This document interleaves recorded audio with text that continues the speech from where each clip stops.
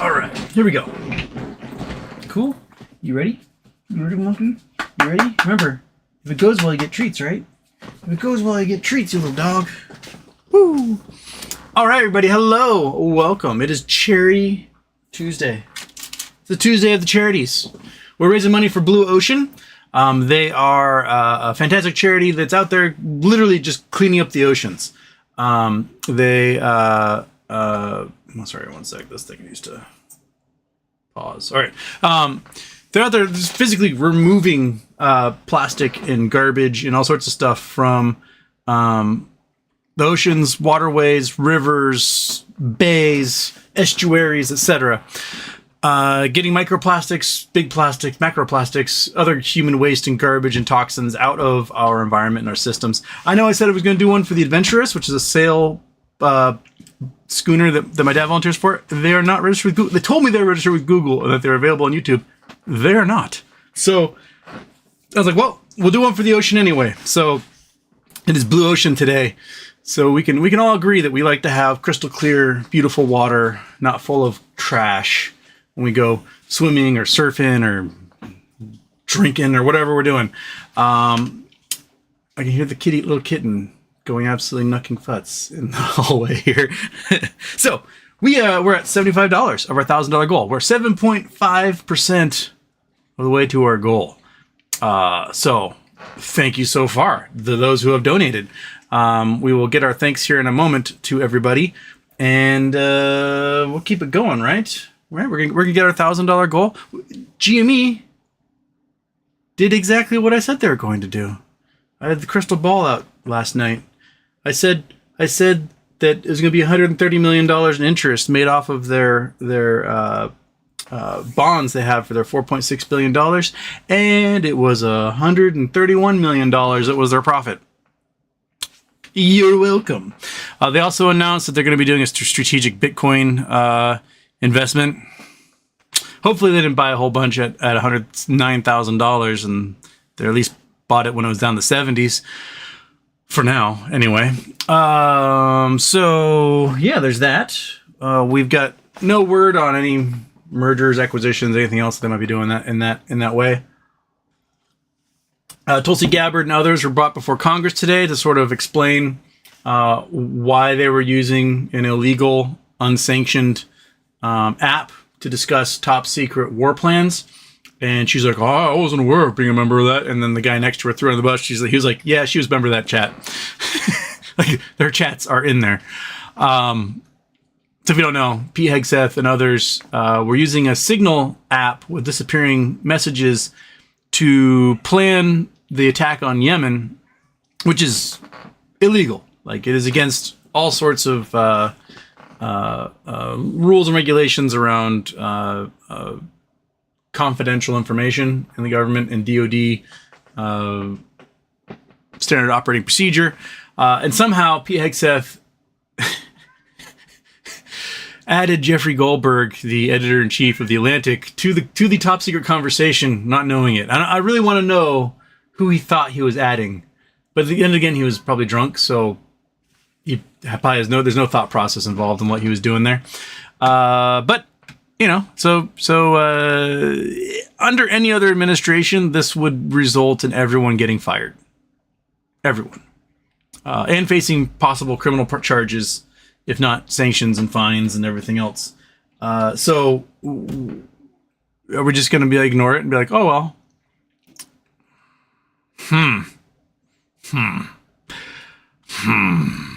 The gross incompetence and negligence and outright criming, it should not be stood for or tolerated by anybody. The reason why they were using Signal to make these plans was so that none of the information could be obtained by regulators, by journalists, or by Freedom of Information Act requests. The entire purpose was to hide everything they were doing from the public, because what they knew they were doing was probably not the most legal thing they could be doing. And these are from the folks who were all like, Hillary's emails, rah, right? And meanwhile, everyone in the Trump administration is using Proton Mail, a disappearing encrypted app for all their emails and not using their government email addresses. And they're using, encrypted apps like Signal for it. It's just anyway. At least Jimmy has a good pop today. Hey, we're at $159. We're 15.9% of the way there. So I'm going to do our Charity Tuesday thingy, and then we're going to go through our thanks. So make sure you donate. Have yourselves a good old donation. Boom. Let's get started.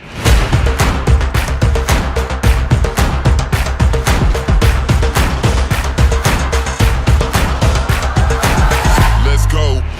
Houston, we have a problem.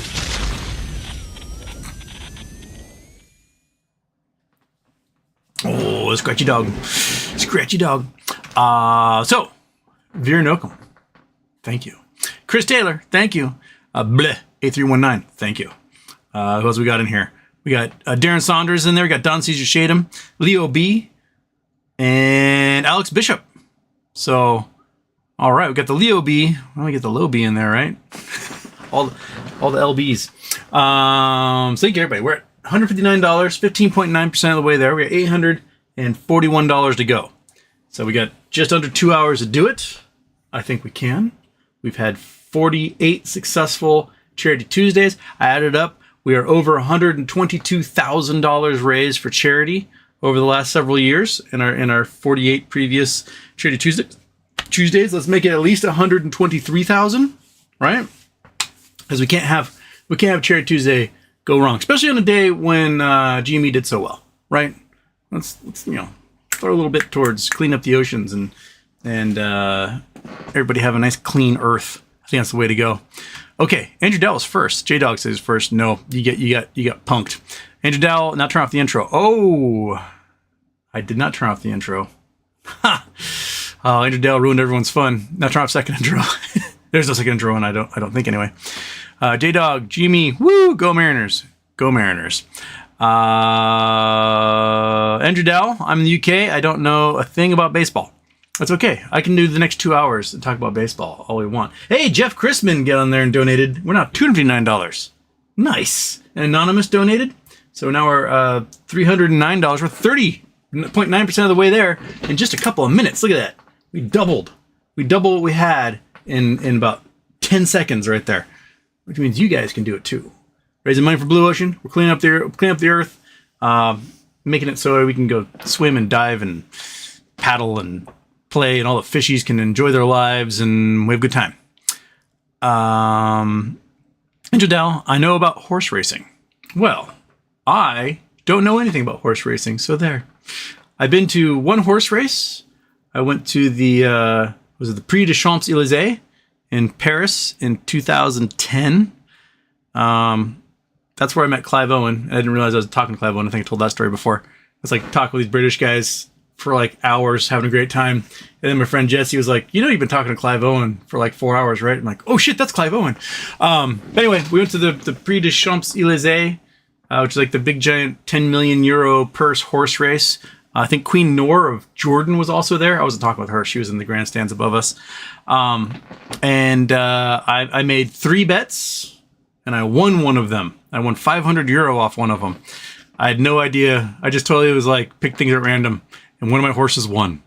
I didn't know how to do like the trifectas or any of that stuff. So I just was like, I bet this horse is going to win. And my 20 euros turned into 500 euros. And then I lost all that money because I had to buy everyone drinks afterwards. Because I was the big winner of the day. But yeah, that's my one horse race. It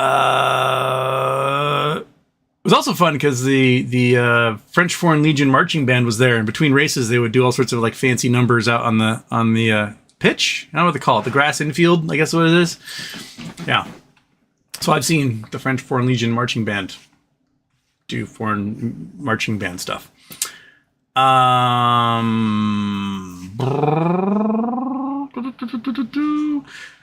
Kelly Reed, GameStop net income year over year came in at 6.7 million to 133 million. That is 1,855.2%. Quick, someone tell Kenny you're still in the first inning. Gosh dang it, cat. What are you doing? I need to close the door because all I hear is paper crinkling or something. Ugh. You want to close the door, monkey? Because it's a warm one out there today. Yeah. But yeah. Can you imagine shorting this company? You're doomed if you still have short positions on GameStop. Just be the first to close them. Lick your wounds because it will not get any better. It won't. It just won't. So, yeah, finish it. Be done. Just be done. Just check out. Be done. Wrap it up. Start over. That's kind of how it has to be. And the first one of you, here's what you do. Here's what you do. You figure out who else is short on GameStop from you, right? If it happens to be publicly traded companies, you take out a giant short position on them or a bunch of puts or something. Buy up their CDOs, I don't know. Whatever, right? And then you pay off your short position on GameStop, causing the stock price to rocket, putting all those guys underwater and doomed. And then you profit off their loss. There, I just solved it for you. If you're the first one out, that's what you can do. So do that. Trigger that MOS. You can do it. I forgot to mention, tonight and tomorrow, we are supposed to have some crazy weather that is seldom seen in the Pacific Northwest. We've got tornado warnings, line winds, massive hailstorm, like huge hailstones. We don't get that here. Torrential downpours. I don't know if I'll be able to do a show tomorrow. We may not have power. The couple of times in my life when a tornado has touched down in Puget Sound area, we did not have warnings ahead of time. The numbers that they're throwing out there are absolutely crazy. We're talking tornadoes can happen when the storm system does 1,000 joules per cubic meter, and we're going to be like 4,000 joules. So we might not have power tomorrow. The last time a hurricane was threatened to touch down was 2021. It was during the COVID lockdown. And I got notice on my phone, like, hey, tornado warning, seek cover. I'm like, oh, what? Here? And a funnel cloud had formed just a little bit west of me over in Kitsap Lake by Bremerton. And it never actually touched. It just kind of formed. And then we got some line winds, which absolutely obliterated a whole bunch of trees in the backyard. And I got to watch one of them fall down. That was pretty crazy. So my guess is we're probably going to be without power. Just like we did where we were last month when we were supposed to do Charity Tuesday and we didn't have power. So we did Charity Friday, right? Yeah, I did Charity Friday. Boop. So, so keep it real, yo. Dan B got in here and wrong conclusion. Boom, wrong conclusion. Thank you. We're at $529. We're 52.9% of the way to our goal, and we're 14 minutes into the show. Yes. $471 to go. We can do that. See what we did in 14 minutes. Imagine we can do in the next 14 minutes. We can do a 49th successful Charity Tuesday. We have raised over $123,000. Come on, I got some Jamie wins in there. You wanna share with Mother Earth, right?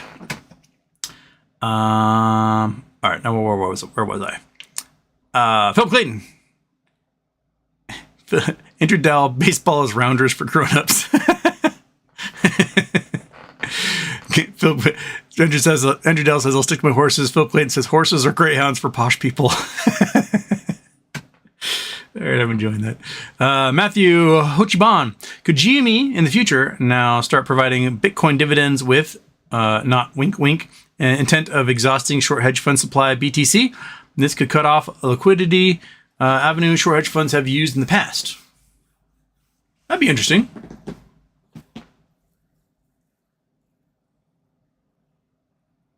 That'd be very interesting. Like, do the BTC equivalent of cash dividends, and then force them to go out, because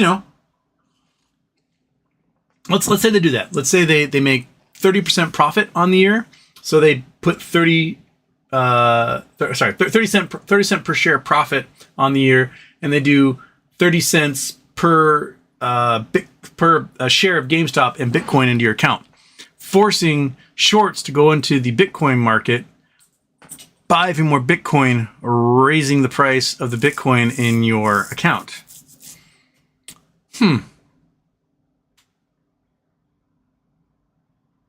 I like it. That's one way of messing with them. Any idea to mess with them, I am all for. So yeah, Matthew, I like that. Chris Taylor says not first. Hi, you were not first. Chris Taylor also says probably open that wallet, fam. It's for good cause. It is. Jimmy D got in there. We got another anonymous. We got Martin Irvine. We got Ron Swanson. We got another anonymous and another anonymous. So boom, we're at $577 all of a sudden. Look at that. Look at that. 57.7% of the way. Nice. Good job. All that in just a couple of minutes. Boom. Latinum. Ever ski and get caught in an avalanche? What would you need to do if you were? Thank goodness I have not gotten caught in an avalanche. I saw a horrific one when I was in Flims in 2020? Yeah, it'd been 2020. If you're caught in an avalanche, you want to have a beacon. You want to have a radar reflective thing on your jacket or your pants. And if you can afford it, you'll get one of those like poofy airbag suits that can make a little cavity for you. Most people in avalanches suffocate. So you want to create some sort of pocket as you go down, or try to float on top of the avalanche if you can. But be with friends. If you're skiing a crazy chute, go one at a time, right? That way, if an avalanche does trigger, there are people there to help dig you out as fast as they can. Bring a shovel with you. They've got little folding shovels you can carry in your pack, because you'll need it. You only have a couple of minutes before someone suffocates to death in an avalanche. If you are caught in an avalanche, depending on the size of it, sometimes you can outrun much of it. Other times you got to try to get to the side if you can, have it go down the chute below you. The one that I saw in Flims, the ski resort in Switzerland. So it was 2020, I believe. Yeah, it was when I hurt my butt. That was, yeah.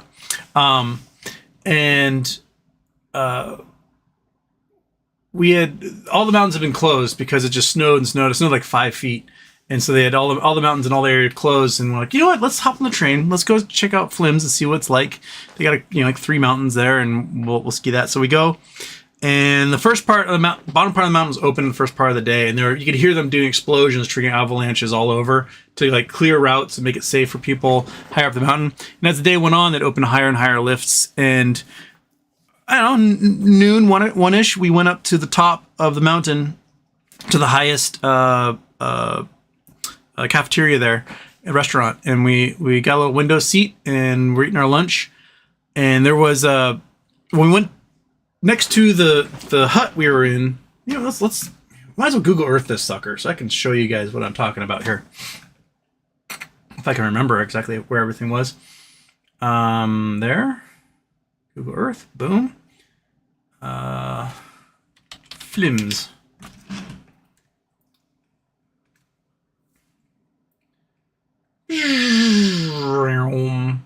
Okay, so there's Flims in Switzerland. It would have been somewhere up yonder. This mountain lodge. Let's see here. No, that is not what I'm looking for. I want snow. Give me snow. Give me not. Okay, you're not giving me snow here. I want snow because I can tell what things look like under snow, but not when they're bare rock. Okay, everything's bare rock. Can you please give me snow?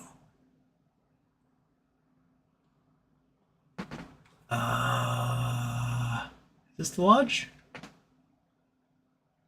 You guys can't quite see that, can you? Well, heck. What about you? You the right restaurant? Ooh, okay. Let's see if you are. Oh, this might actually be it. Okay. This T-bar? That's T-bar. Okay, this is it. All right. Okay, so This is the spot. So right down here, you can see that building right there. That is where we had lunch, and they were just opening up the very top of the mountain, and so there was this huge line for this T-bar. They're waiting for the T-bar to open, and we're like, let's go eat some food, and then maybe by the time we're done, they actually open the T-bar, and that line will be out of the way. So this part here is like, see all this stuff here? This is all like 5 feet deep in fresh snow. So there's not any rocks exposed. Just imagine huge fluffy bits of snow. At the top of the T-bar, they'd put this orange netting across, being like, don't cross this. This snow is unstable. Don't do it. If you're going to ski this part, which hadn't been groomed yet. It was still fluffy, nice snow. So there's good snow here. We're in a window looking up at this lift, and somebody skied out, went over the orange thing. And if E Minimus is in here, I don't know if you're in here today, Eric, you were there with me, skied out on this edge, triggered an avalanche, which buried 6 people who died.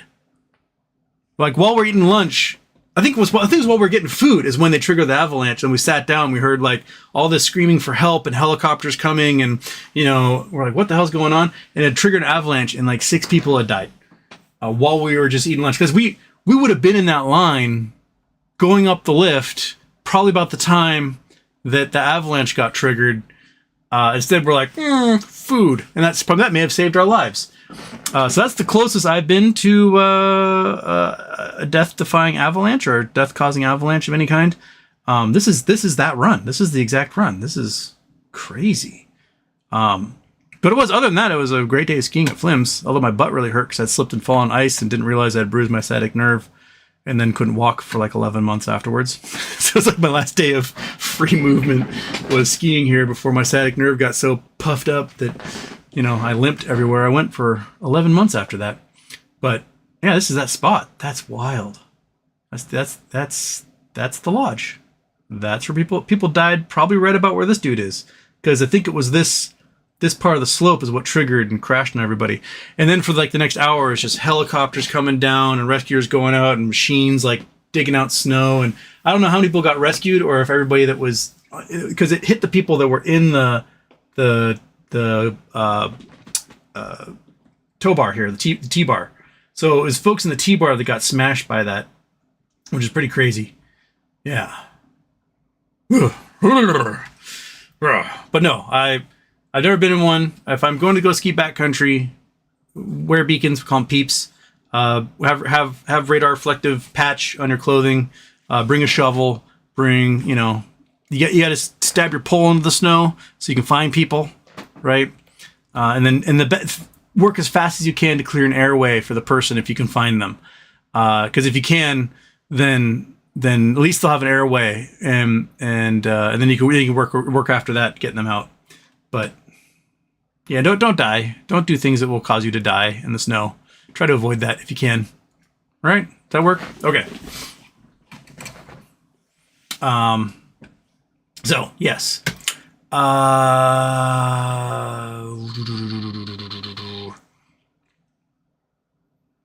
Where was I? Oh, that's right. I need to make sure I'm keeping an eye on donations here. We got, what else we got in here? Moonwad got in there, fantastic. Anonymous. Trey3 got in there as well. Another anonymous. I'm Not Your Friend donated. Well, you're in the middle of the ocean, you better. Dmitry Maximov got in there. Anonymoth got in there. We're at $768. We are 25 minutes into the show, and we're 76.8% of the way to our $1,000 goal to a cleaner ocean. So, and Frozen State Productions just got in there too. Excellent. Yay. Woo-hoo. Okay. Andrew Dowell, Philip Clayton, I can't deny that I guess I'm posh, but we're all DJ and gamblers in this chat. That's true. J-Dog, Disney Snow White remake already... ... I don't know what you're trying to say there. I know it made like $43 million over the weekend because I saw that pop up on the news. It was the #1 movie, but beyond that, I don't know. Apparently it's like got like 2 stars out of 5, or it's not that great. Lexington Productions, Houston, what's your crystal ball prediction for Monday morning? Monday is the 31st. Ooh. Reminds me of my mother's birthday weekend this weekend, so I have to do something for her. Monday's the 31st.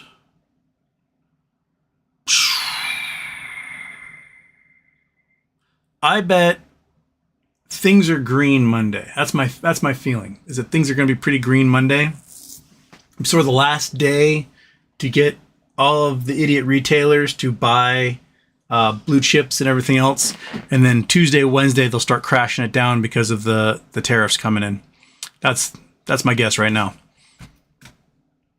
And Lexington Productions, Houston, thoughts on Cal Raleigh, the big dumper, Fisher's mattress? Well, they got him on a 5-year contract for $109 million, which is kind of a steal. He's managing the best pitching staff in baseball. He's the Platinum Glove winner for the best in baseball. He is the best framer in baseball. So one of the things last year that he managed to do is he framed something like 150 strikes that were actually balls and got strikeouts on people with that. So got pitchers out of innings a lot earlier. He mashes the ball. He just needs to be a little bit more of a contact hitter, I think, and raise that average, because he's definitely clutch. If the game's on the line, he's up in the 9th inning, he's going to hit you a home run and win the game. But the rest of the time, he's lots of strikeouts. I've always wondered about catchers and strikeouts because they know how to manage a game. They know how to read a scouting report. They know exactly what someone is going to throw at any moment because they sit there and watch it all day, every day. But you put them at the plate and all of a sudden they have no idea what pitch is coming. It's the weirdest thing. It's like they spend so much time scouting everyone else that they never actually read their own report and figure out what someone's going to pitch them. Interesting. So Cal Raleigh's the catcher for the Mariners. Chris Taylor, GME calls are looking good. They are looking very good. Where are we at right now? It did not jump the way I thought it would, beating earnings by over 20 cents. It's sitting at, we're at 27 and change when I last looked, and it is at 26.86. So it's basically up $1 for beating earnings by over 20 cents to 22 cents and increasing net profit by 120 something million dollars. It's pretty crazy. Pretty crazy, right, dog? Pretty crazy. Pretty crazy. Yeah. Pretty crazy, man. You would have thought it would jump by $10, but it didn't. That's weird. That's very weird. 654. Price on GME after hours already being suppressed after hours. How did you do on those calls? Well, also, what's the next options play? We're at a tipping point, in my opinion, especially with this incompetent government, not financial advice. I'll probably dump calls in the morning. Maybe get a little push AM. Probably dump my calls in the morning, depending on where we're at when we open. I may still buy some weekly puts at the money, because my guess is they'll push it down. With the way it's being suppressed right now, they'll probably try to push it down to 24 by Friday. What is Max Payne, by the way? GME Max Payne.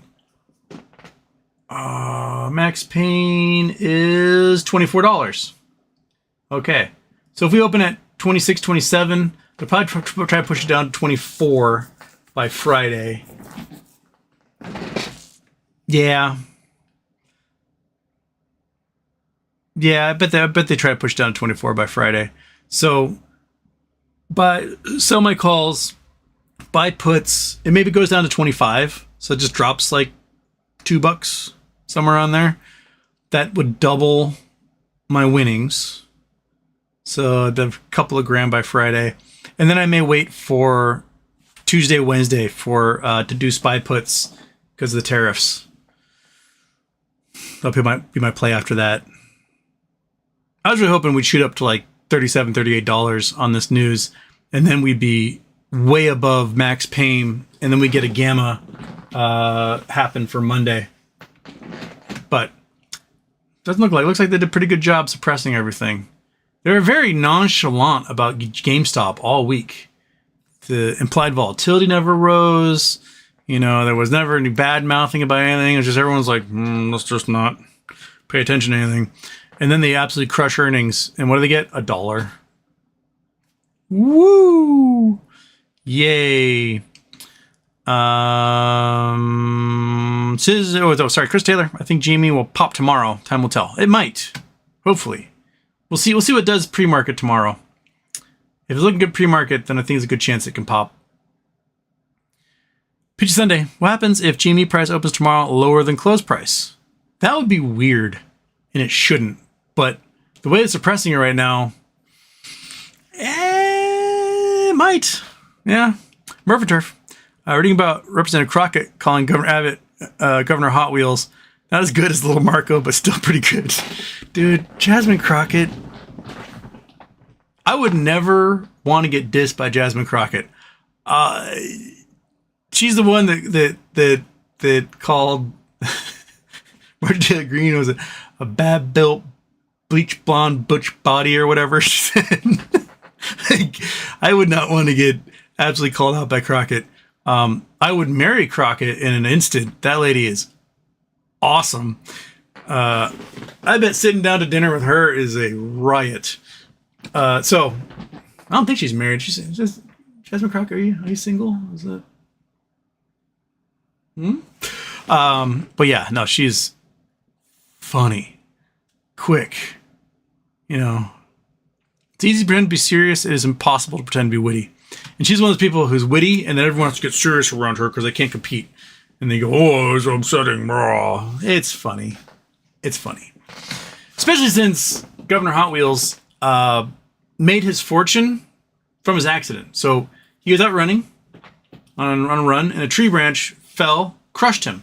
And the insurance payout, they sued the homeowners, blah, blah, blah. His insurance payout was like $7 million. And then he uses that to launch into his political career and ends up becoming governor of Texas, where then he bans people from suing insurance companies to get payouts like he did to make his fortune. Definitely one of those dudes who pulled the ladder up behind him. So yeah, call him Governor Hot Wheels all day long. Belgian Wells says, "Oh no, Bitcoin." Yeah, we knew they were going to do it, and they're doing it.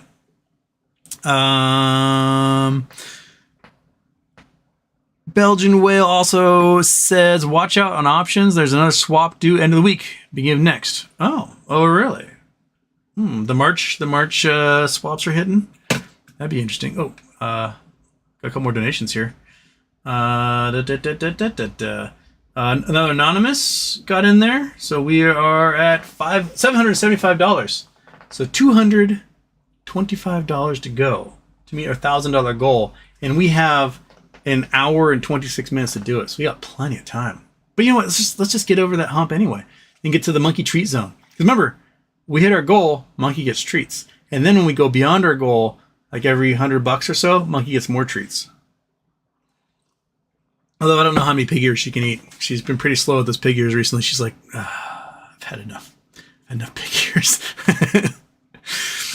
Emtra, happy birthday. What is your view on the timescape model? Well, now I'm going to have to look up what timescape model is. Timescape model. In homogeneous cosmology. Timescape. Dark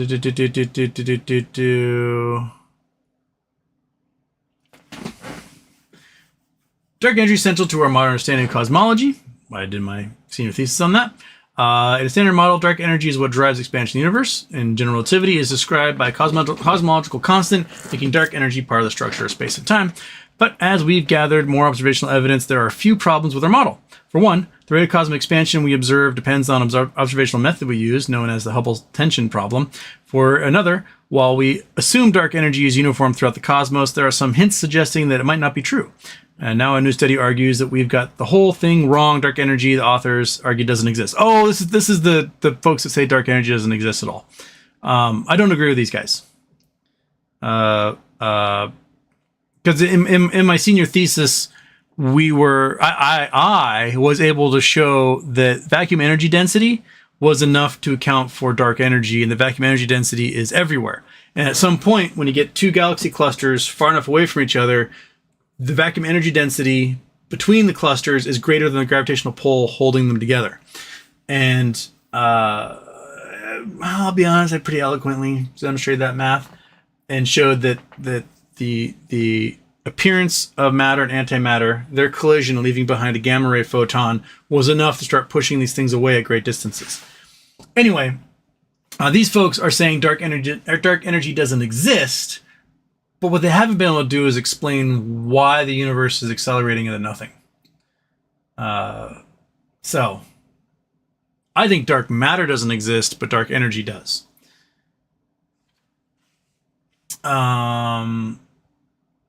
Yeah. So I don't agree with these guys. Timescape model argues that the universe can't be homogeneous in time. Basically, the model argues that within gravitational well of the galactic cluster, clocks would run more slowly than they would within the vast empty cosmic voids over billions of years of cosmic history. This difference would build up, creating a variance of time throughout the universe. It is this time divergence that would give the appearance of cosmic expansion. I understand the argument.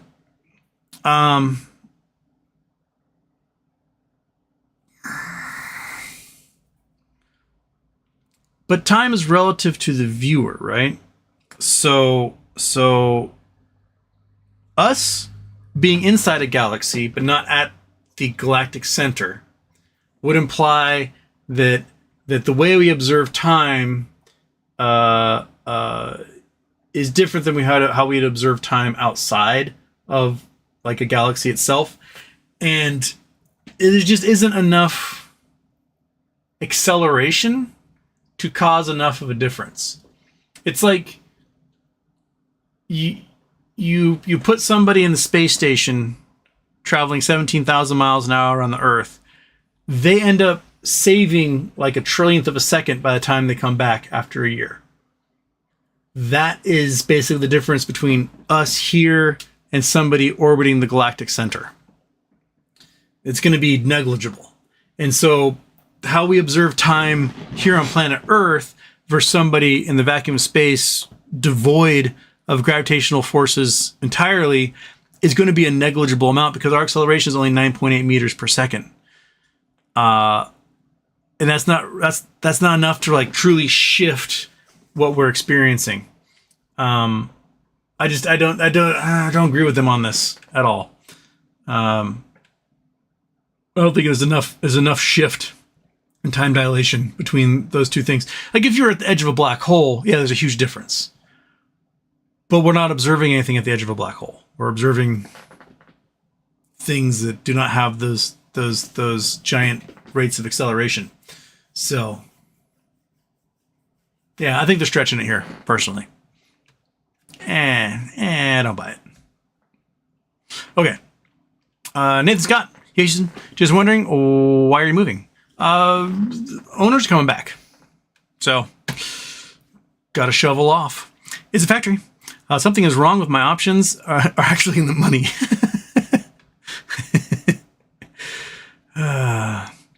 Juiced Miami Orange Dictator bans CBDC while, of course, launching his own.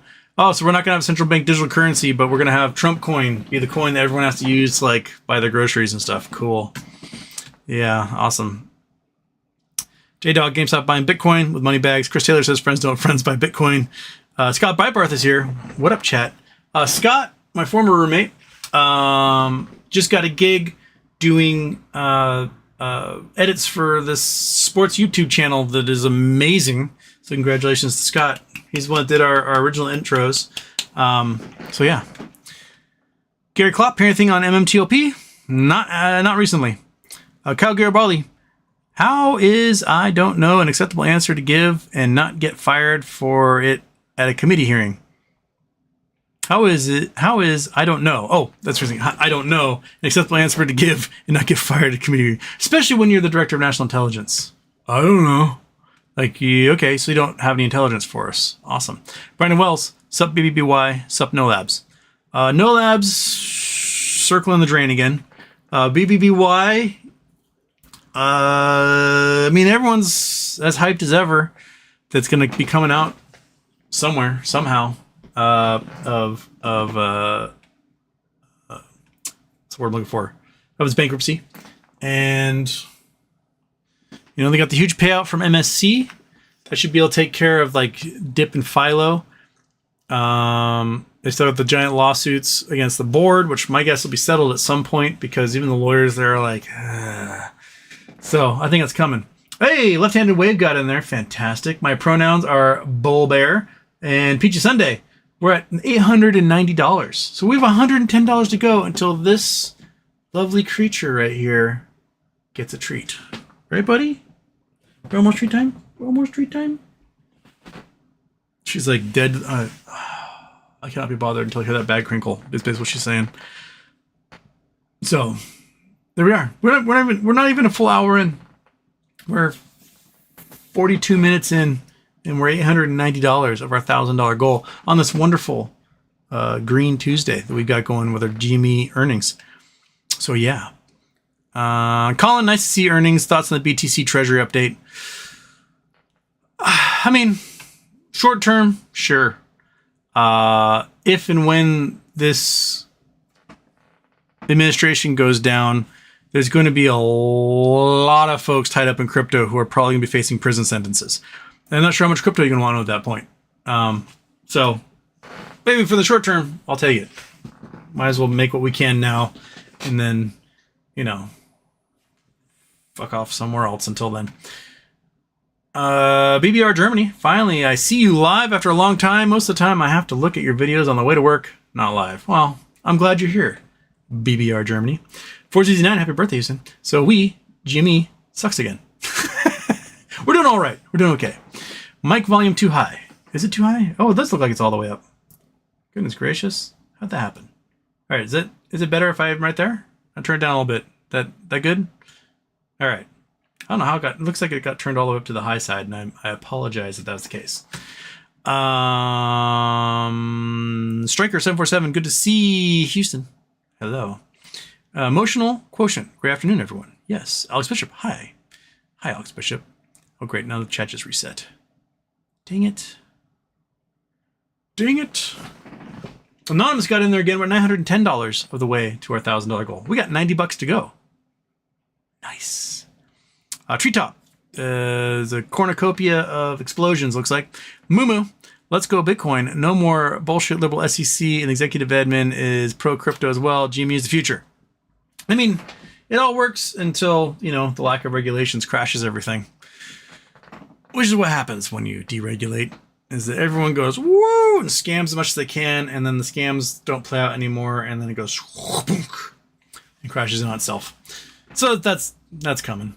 Mumu also says, Elon, also very pro BTC. Tesla owns 12,000 Bitcoins. GameStop is going to surpass that in one go.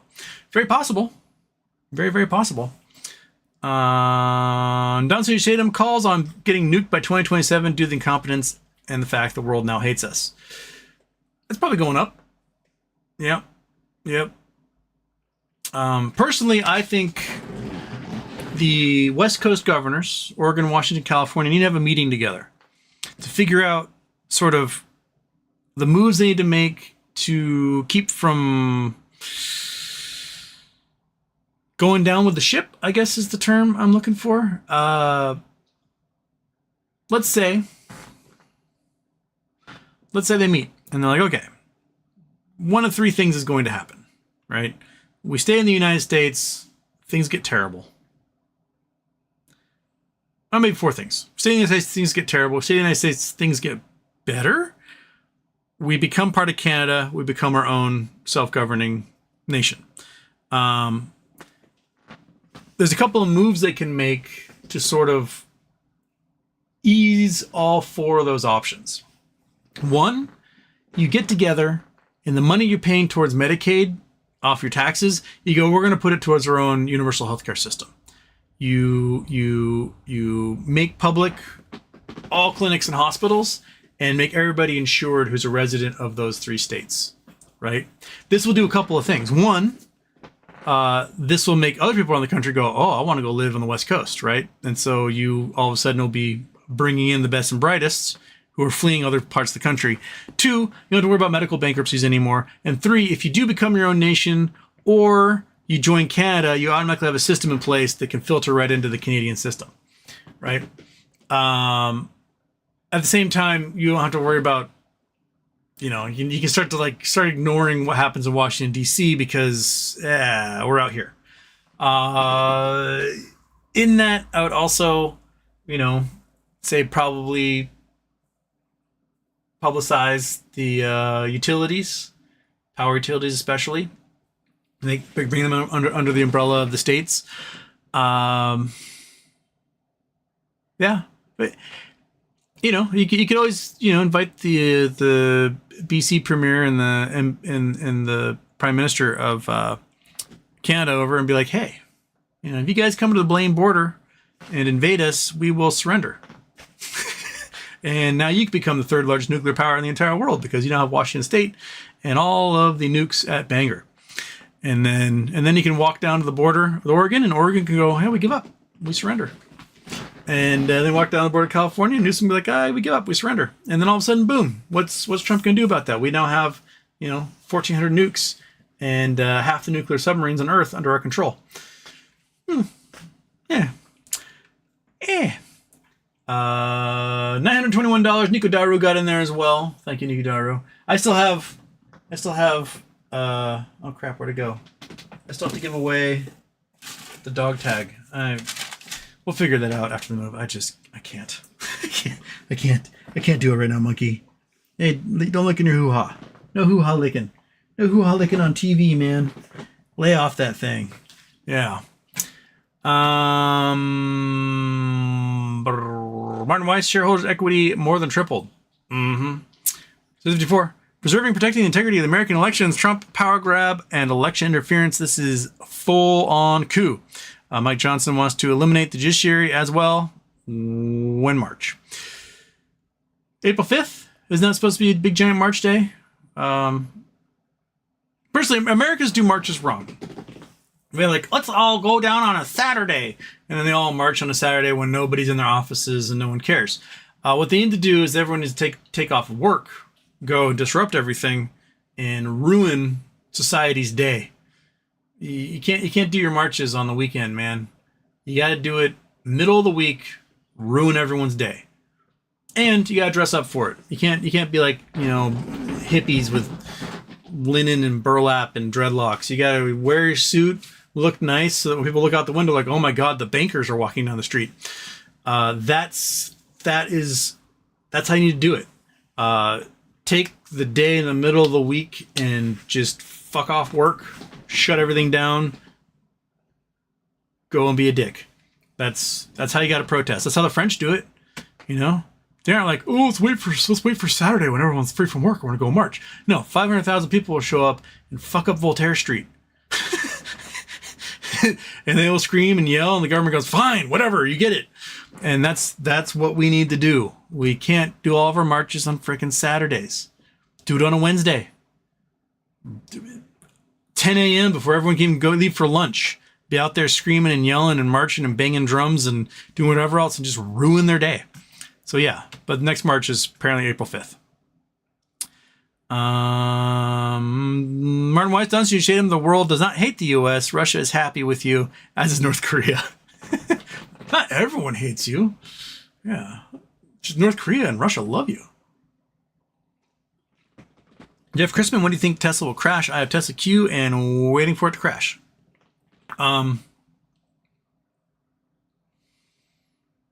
Their earnings will be that third week of April, estimated to be about April 22nd. So somewhere in there, it'll be pretty bad.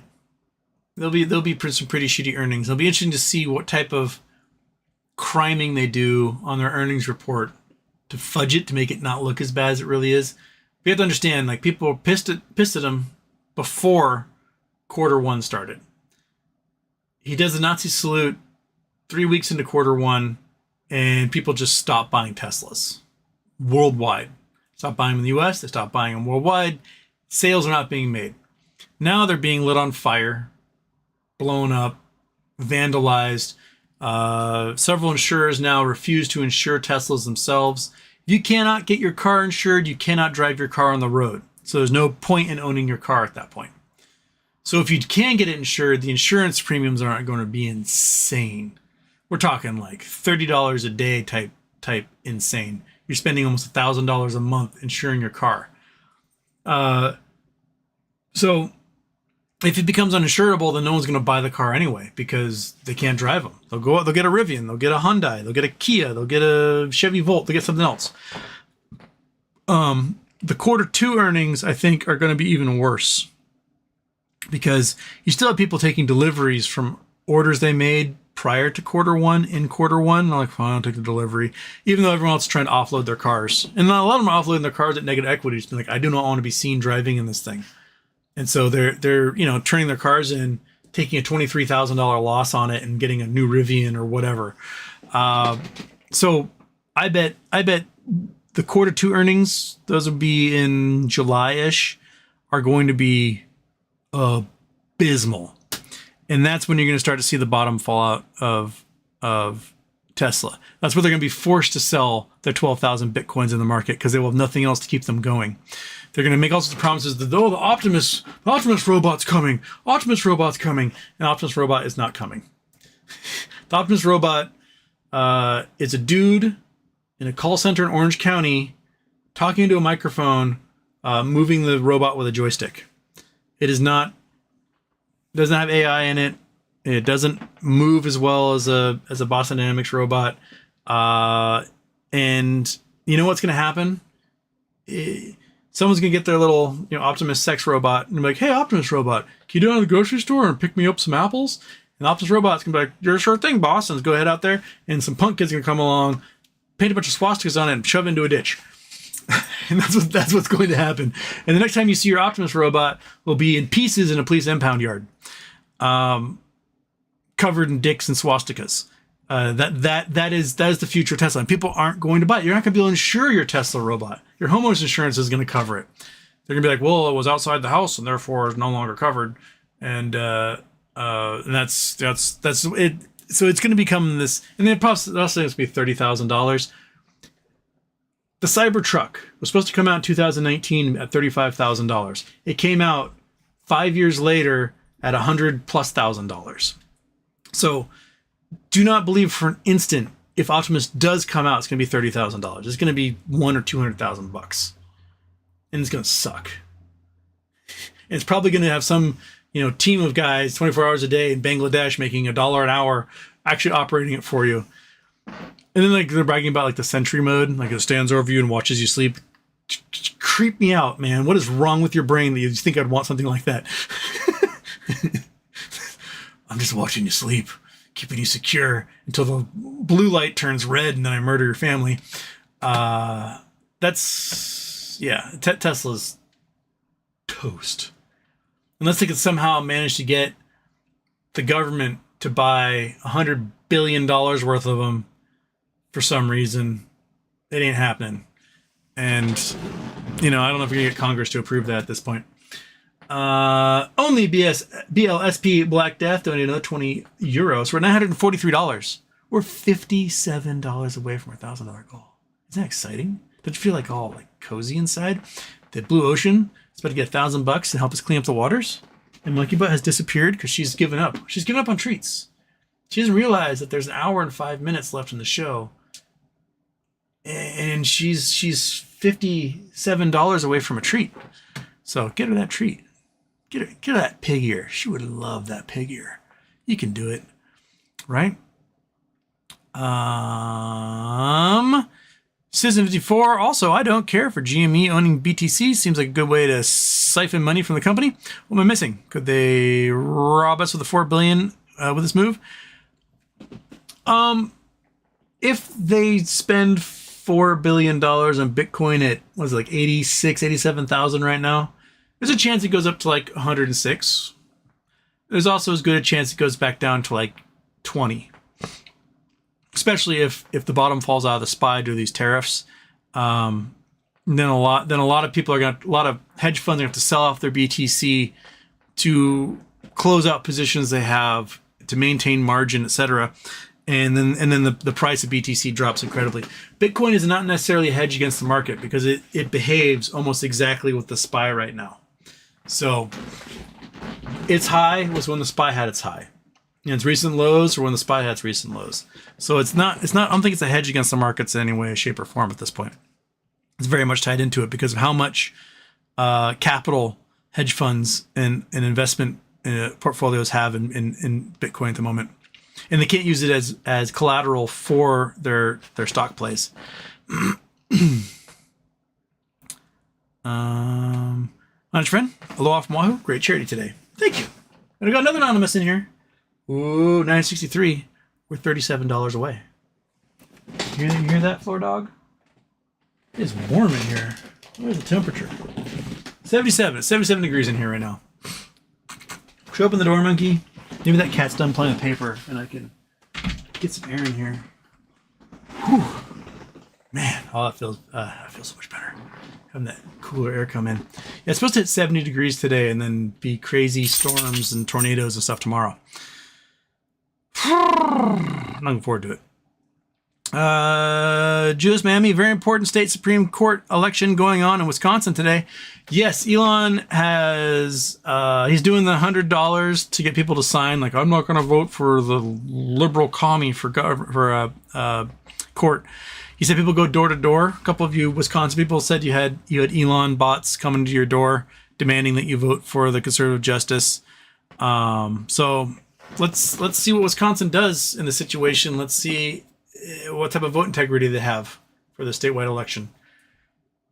I'm very curious to see, especially with the popularity of Musk being in like the toilet, if people will respond to Musk bots coming to their door. And then I'm off. Jimmy price action for tomorrow morning. Well, I hope we get some puny pop. Right now, oh, we're back up $27 and change, 27.27. So we're popping up there, almost to our after hours high again. Oh, I guess we did hit new after hours high. We hit 27.45 there a moment ago. So maybe tomorrow morning we get some good push.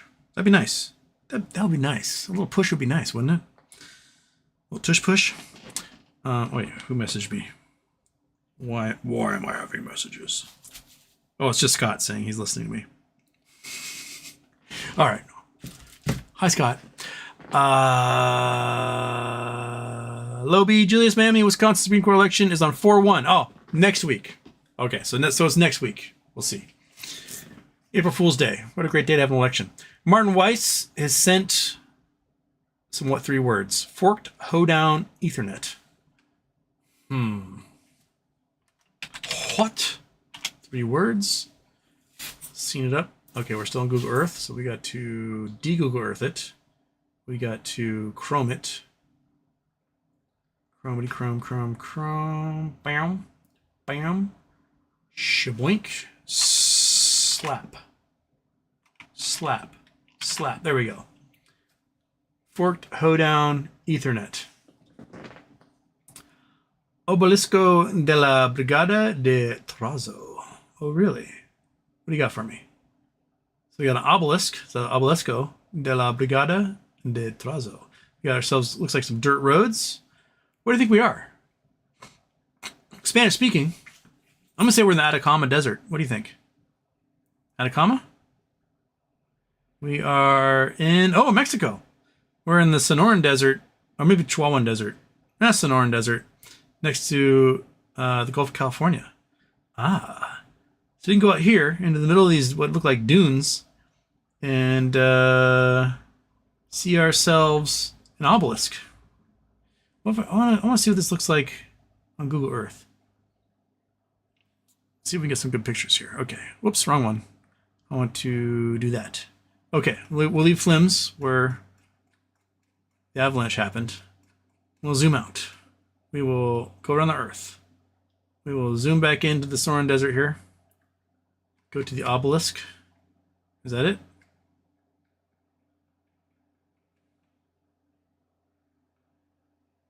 Nope, but there it is. That's the obelisk. Okay. Oh, no pictures? Can we put a guy here?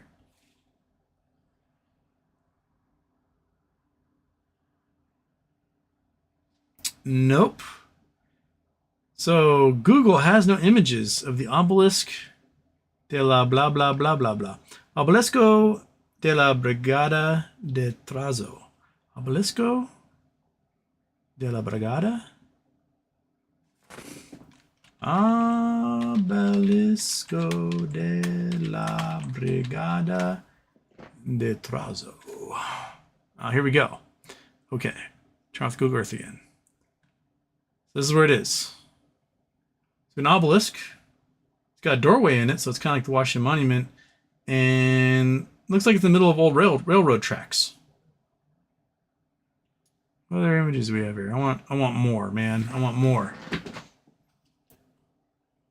Okay, there it is on the train. So there's train tracks that go through there.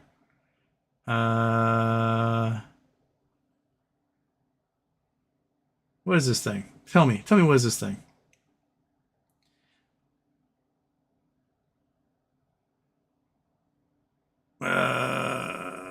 Honors the line brigade that died in July 1937 while fixing a section of the nearby railroad track. The railroad has stations named after them, and this monument was built in 1975. They died of exposure in the desert. The brigade set off in a vehicle with only 60 liters barrel of water for a 3-day trip. The vehicle was found abandoned without gas or water. It suggested the truck probably broke down and they weren't able to find their way back. The bodies were found with the engineer lying face down near some letters from his wife, with 2 others a few kilometers away that had taken off their shirts and tried to create shade from the heat. Damn. Okay, so that's why the crosses were there. That's why those are the guys that died there. Damn, son. That's dark. Well, thank you, Martin. I had no idea in the middle of the Sonoran Desert was a monument to some railroad engineer guys who died from exposure. Woof. That is a hot place to be. Have you ever been to the Sonoran Desert? That is a very hot, dry place to be. Oof. All right, different line. Houston. Hopefully Jimmy rips to like 80 again so I can load up on puts for when Ryan Cohen ass blasts the price into the dilution again. Oh, man. That's my goal. Because when the price hits 80, $50 puts are like between $8 and $20. So, shall we calculate time since... Oh, my goodness, we crossed $1,000. One sec, before we do that. Only BLSP Black Death got in there again. Anonymous, and Redbeard Rab. So, oh, did I get your attention? Did I get your attention, little dog? Huh? Did I get your attention? You wanna get that? Can you get that? Oh, I know you can't get in your hind legs anymore. There you go. All right, crunch it up. Oh, you don't want it? That's it. That's all I have. I don't have any other treats.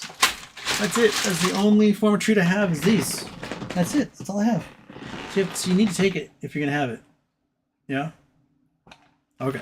Yeah, I got nothing else. So maybe she won't be excited if we get another $100 on there. Okay, calculator time. We're gonna calculator this sucker. Blink.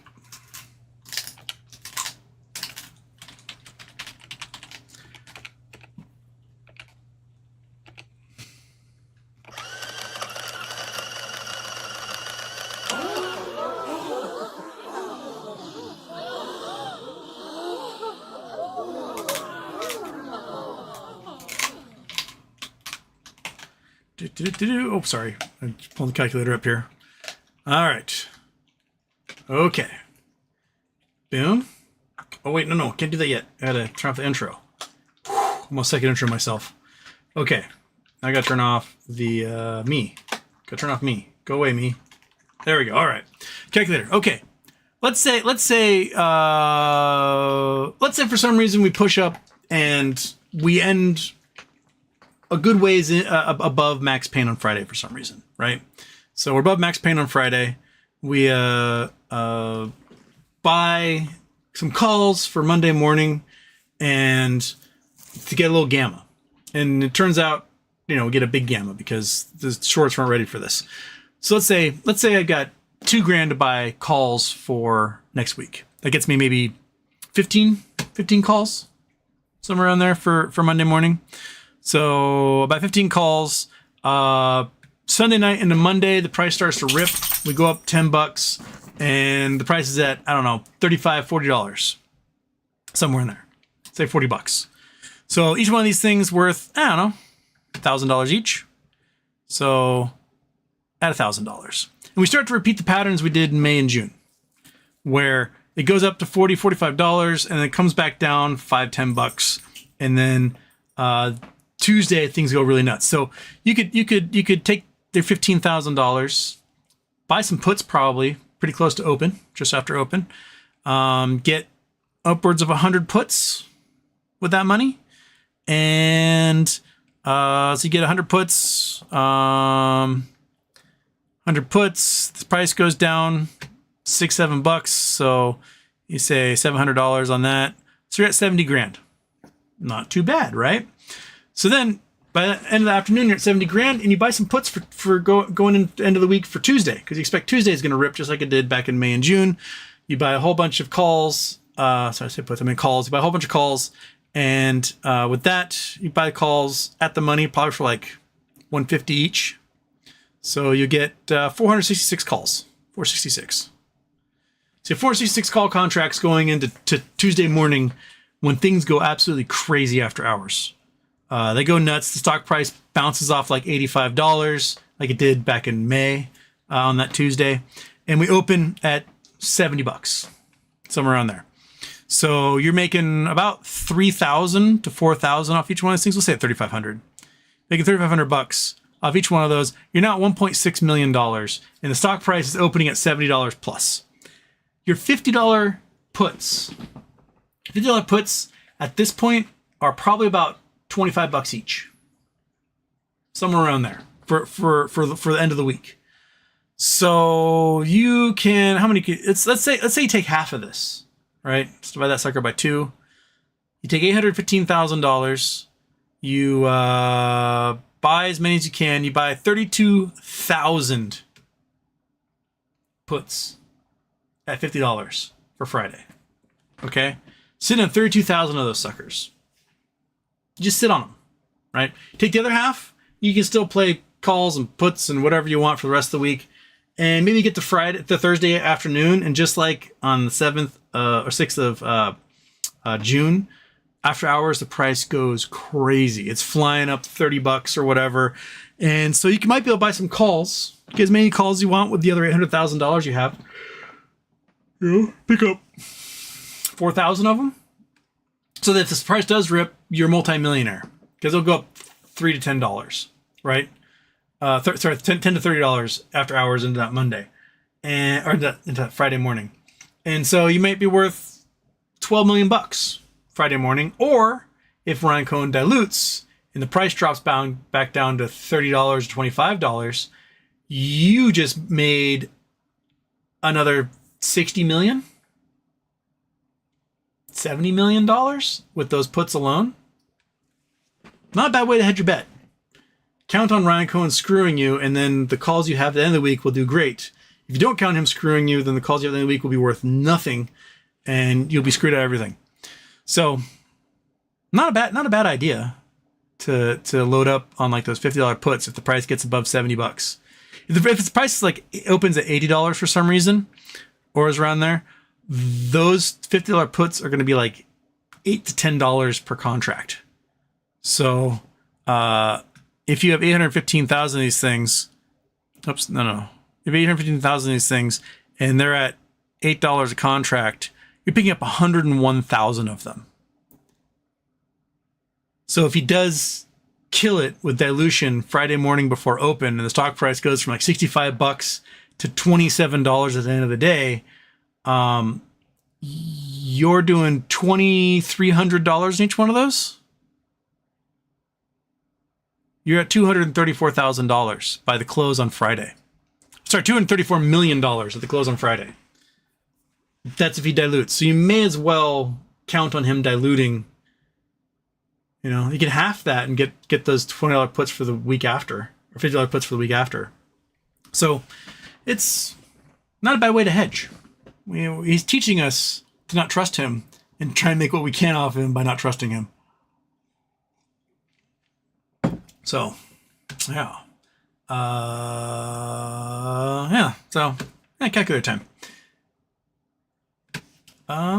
Where were we?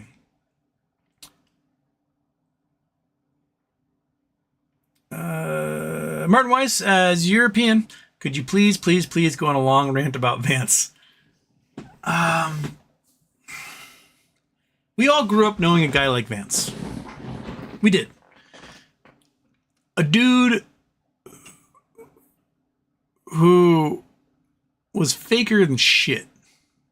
Always would morph himself into whatever group he was trying to be a member of, and would adopt the clothing or the puka shell necklace or the punk rock armband, and just never quite fit in. He was a poser at all levels, and he's always trying to figure out how he can worm his way into these groups. And he'd be the dude, you go to a party and you pick up the guitar and you play the one song he bothered to learn on the guitar, hoping that some girl will be like, oh, swoon. But all the girls there grew up with him, and they know that, he only has that one song, and he always plays that one song at a party, and they just roll their eyes at him. And he's like, one of these days it's going to work. And so when he gets to college, he picks up the guitar, and he plays that one song, and one of the girls who didn't grow up with him was like, oh my God, this is so hot. And it worked that one time. And he's like, yes, I'm in. That's JD Vance. That's who he is. He seemed to have an ethos of some kind prior to 2017. He thought accurately that Trump was a fascist in waiting, that he was an authoritarian, that he's going to destroy this nation. JD was deep into working venture capital for Peter Thiel, the world's ultimate Bond villain. And Peter Thiel was like, hey man, you need to get with the program. And JD's like, what do you mean? He's like, you're with us or you're on the fucking street. And he's like, I'll do whatever you say, boss. And that's when JD got introduced to the teachings of Curtis Yarvin, who doesn't believe in democracy and believes we need to have a tech monarchist leading us. And Curtis Yarvin's philosophy came from that Russian asshole who basically is the same thing in Russia, that Putin is now a god king, blah, blah, blah. I can't remember that guy's name. He's the one whose daughter got assassinated a couple years ago. And JD went full in because he's like, well, I want to be one of the cool kids. Screw my best friend who happens to be a trans man. He's dead to me now because money and power, that's what I want. And somehow he managed to woo that Usha lady, who I don't think believes in him at all. They sent Usha to Greenland, and in her video conference had very prominently displayed Earth in the Balance, Al Gore's book, behind her, which is not a subtly coded message at all. If I've been doing these shows and I've got Mein Kampf sitting behind me, you know that I'm full of shit, right? Look, it's one book I have is Mein Kampf sitting behind me, and then I talk about things. You would know that I'm some sort of monster. She is doing the opposite. She's like, I want you to know that I'm not like these people at all. I'm just here to raise my kids and hopefully not die in the process. She sees what her husband's doing, right? She was on stage, standing behind him, smiling. He made the joke she's here, so she has to smile at everything I say. And she's like, ha, ha, ha, ha, yeah. And then he went on to talk about how brown people are basically ruining Europe. And, in her head, she's like, I'm a brown person. All right. No, JD is, he knows the difference between right and wrong inside. He knows. He just doesn't care enough to do what's right and wrong. And he's not witty enough to handle the criticisms launched his way. And so he's one of those white guys. Remember, we're talking about it's easy.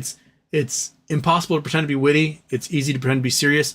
It's easy to pretend to be serious. So when you call him out on something, what he does instead of witty repartee is he just gets louder and angry.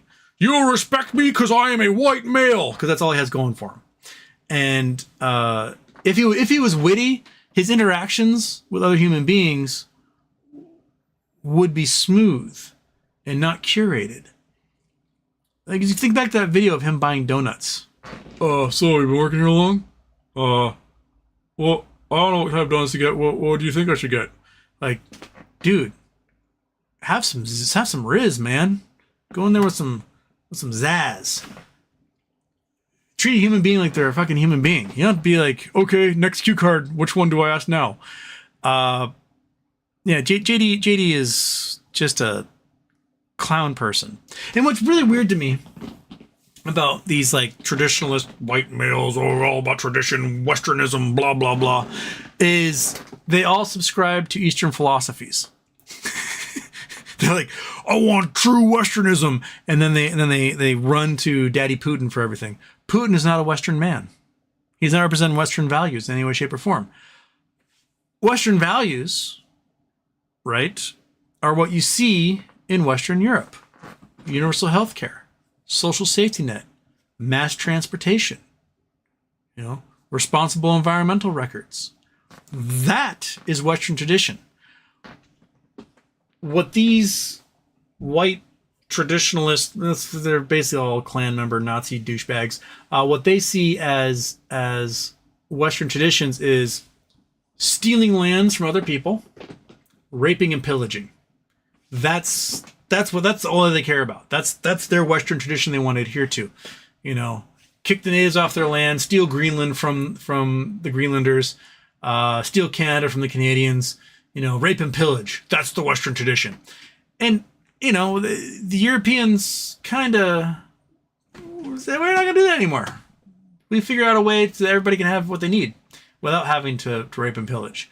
The Norse, the Danes, the Norwegians, the Swedes, they raped and pillaged their way across much of the world because they didn't have arable soil, or they didn't have a long enough growing season to grow food. So they had to go take from others because there wasn't enough there to have in the populations. In modernity, they figured out how to use trade to get what they need. They don't have to steal all the farmer stuff. They can trade oil or engineered products for food or the money to buy food. And they've created a modern society that is among the safest societies on planet Earth. They're no longer these violent Viking people. But for some reason, these chodes like Elon, like JD Vance, they harken back to like, oh, the Vikings were awesome. Let's all be Vikings. JD, you're not a fucking Viking. You're a doughy, soft little weenie. You will be the one who gets raped and pillaged. You're not the Viking. You're not. Don't pretend like you're a Viking. And the thing for safety, JD's like, I will pretend like I'm one of the Vikings and maybe they won't rape and pillage me. But believe me, on a bored Thursday evening when there's no town in sight, you're going to be the plaything for the actual Vikings. So many of these dudes who like want to burn down the system, they imagine themselves like, oh, if we burn down the system, I'll become the warlord and I'll get all the women. No, dude. What's going to happen is that the real badasses are going to kill you and then take your bunker from you. And you will have nothing. And then whatever women and playthings you have in your life will be theirs. That's it. You're not a cool badass. You're a doughy, soft little poser loser. And that's JD Vance. So, yeah. The roommate's loving that one.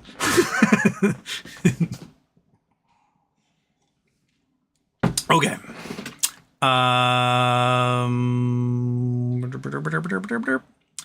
Joe's Mammy, if Crawford fails, we are so screwed, Lobie. Talking about in the Wisconsin election. Yes. Yeah. Wisconsin is a make or break on this one. So I wonder how the Trumpers are going to steal this election. Moo, what's wrong with Vance? Everything. I just told you. Joe's Mammy, horrible eyeliner. That too. First Day Productions made a few bucks on my weekly, so here's a couple bucks. Well, thanks, First Day Productions. We're still at $1,074, so we've beaten our goal. But, we can always do more. Monkey may or may not want another pig ear. She wasn't too excited about that last one. So if we cross $1,100, I'll see if she wants another one. We could try that. I'm out of corned beef, so I can't give that to her. I ate it all. Jimmy D, first warm day since I moved to Portland. Oh, love it up here.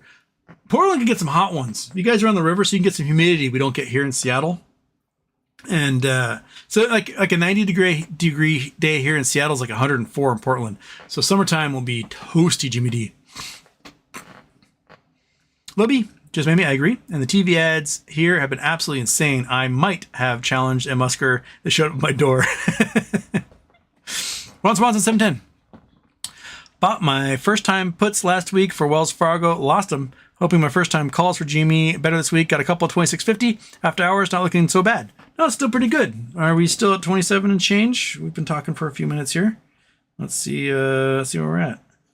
We're at 27.25 after a peak of 27.45 here after hours. So we're opening up like $1.80 above close.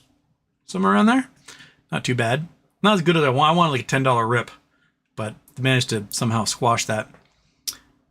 Crypto says after hours fake market, but regular market is fake market too.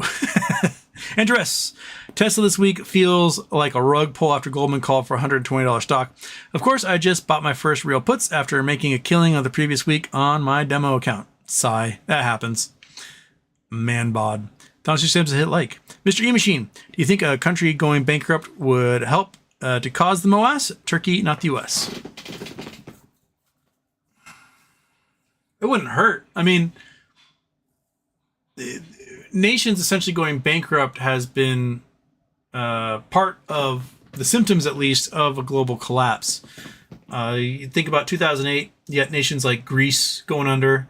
1997, you had almost all of Asia going under and fomenting, the removal of dictators like Suharto out of Indonesia. And same thing. The 97 financial crisis also happened in Scandinavia. They got hit really hard by that one, and in South America as well. The U.S. avoided that financial crisis somehow. We made it through just fine because we had competent government leading us through that, and we had a surplus at the time.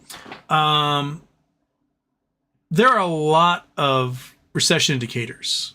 Some of those recession indicators are convenience store sales are way down.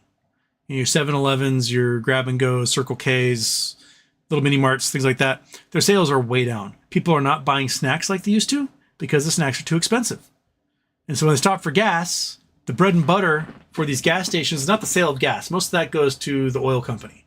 They stop, they go in, they grab some Hostesses, a fixed sandwich, some coffee, and they head on their way. And they aren't doing that anymore. They're just buying their gas and then moving on because they don't have the extra digits for the little snacks they would get. And so you might start to see a lot of these mom and pop owned gas stations start to go under. Not because people aren't buying gas, because they aren't buying the Ho-Hos and the Twinkies and the Slurpees and stuff like that. So, yeah. Mr. E Machine, why do dogs not live as long as humans? What causes them to age much faster than humans? There are some genetic things in there. I think a lot of it has to do with hygiene. Like, if I were to think about it, like, dogs' mouths are disgusting, right? They aren't brushing their teeth once in the morning, once in the evening. They get cavities. Cavities rot the gums. They can cause brain disease. They can cause all sorts of infections. Just like when humans had no oral care, we didn't live very long either. People were dying from toothaches. You had things like exploding head syndrome, where the abscess in their tooth would finally explode, making it sound like a gunshot or a cannon going off, and the person would have like instant relief finally from the pain they've been hitting them. Cats, people talk about cats and their sandpaper tongues. Their sandpaper tongues, they say, oh, it's to help groom themselves. I don't think so. I think their sandpaper tongues are there to keep their teeth cleaner than dogs, which is why I think cats live longer than dogs. Because their tongues work and clean off the plaque off their teeth better than the dogs do. I don't know if there's any study for that, but that's just my own personal hypothesis, is that cat tongues allow cats to live longer because it cleans their teeth. I think dogs don't live as long because, well, that. And, dogs are inbred, so they're prone to more genetic diseases than other creatures. Mutts generally live longer than purebred dogs because they've got a little bit less of that inbreeding problem happening. Yeah, what do you think? What do you think, Three Legs? You genetically inferior creature? Yeah, because you got cancer. Yes, you did. Get in here. Come on. Come here, buddy. Come on up. Come say hi. Yeah? No? You want to leave again? Or you want to say hi? Okay. We can say hi, because you're a sweet little dog. We're going to scratch your little ear, and we got to scratch the side you can't scratch anymore, because that's what you deserve. You can't scratch that side. Hop along. Oh, yeah. Oh, there it is. All right.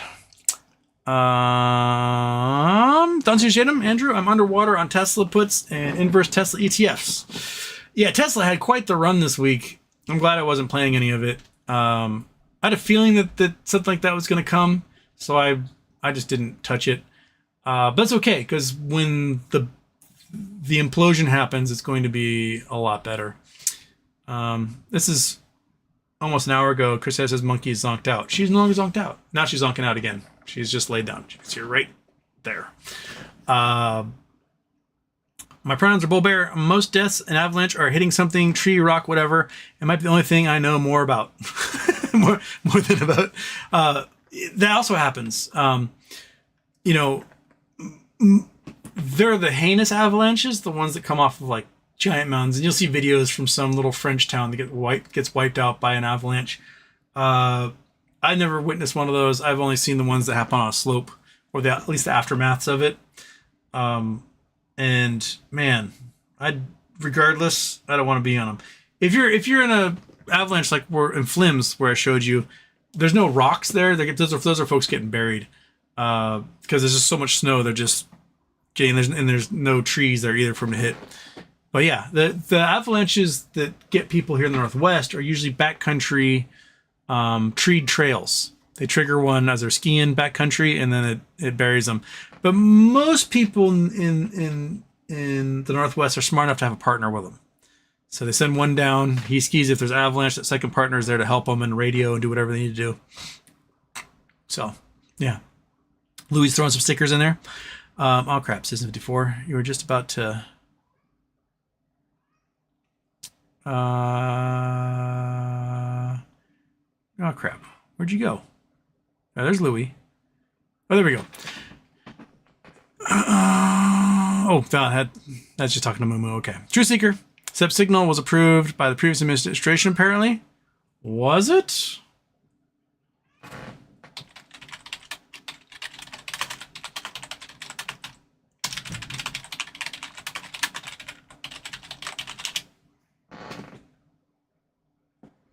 Fox News is claiming Biden-era guidance encouraged use of Signal app. It's my understanding the Biden administration authorized Signal as a means of communication consistent with presidential. Okay, somebody else other than Fox News.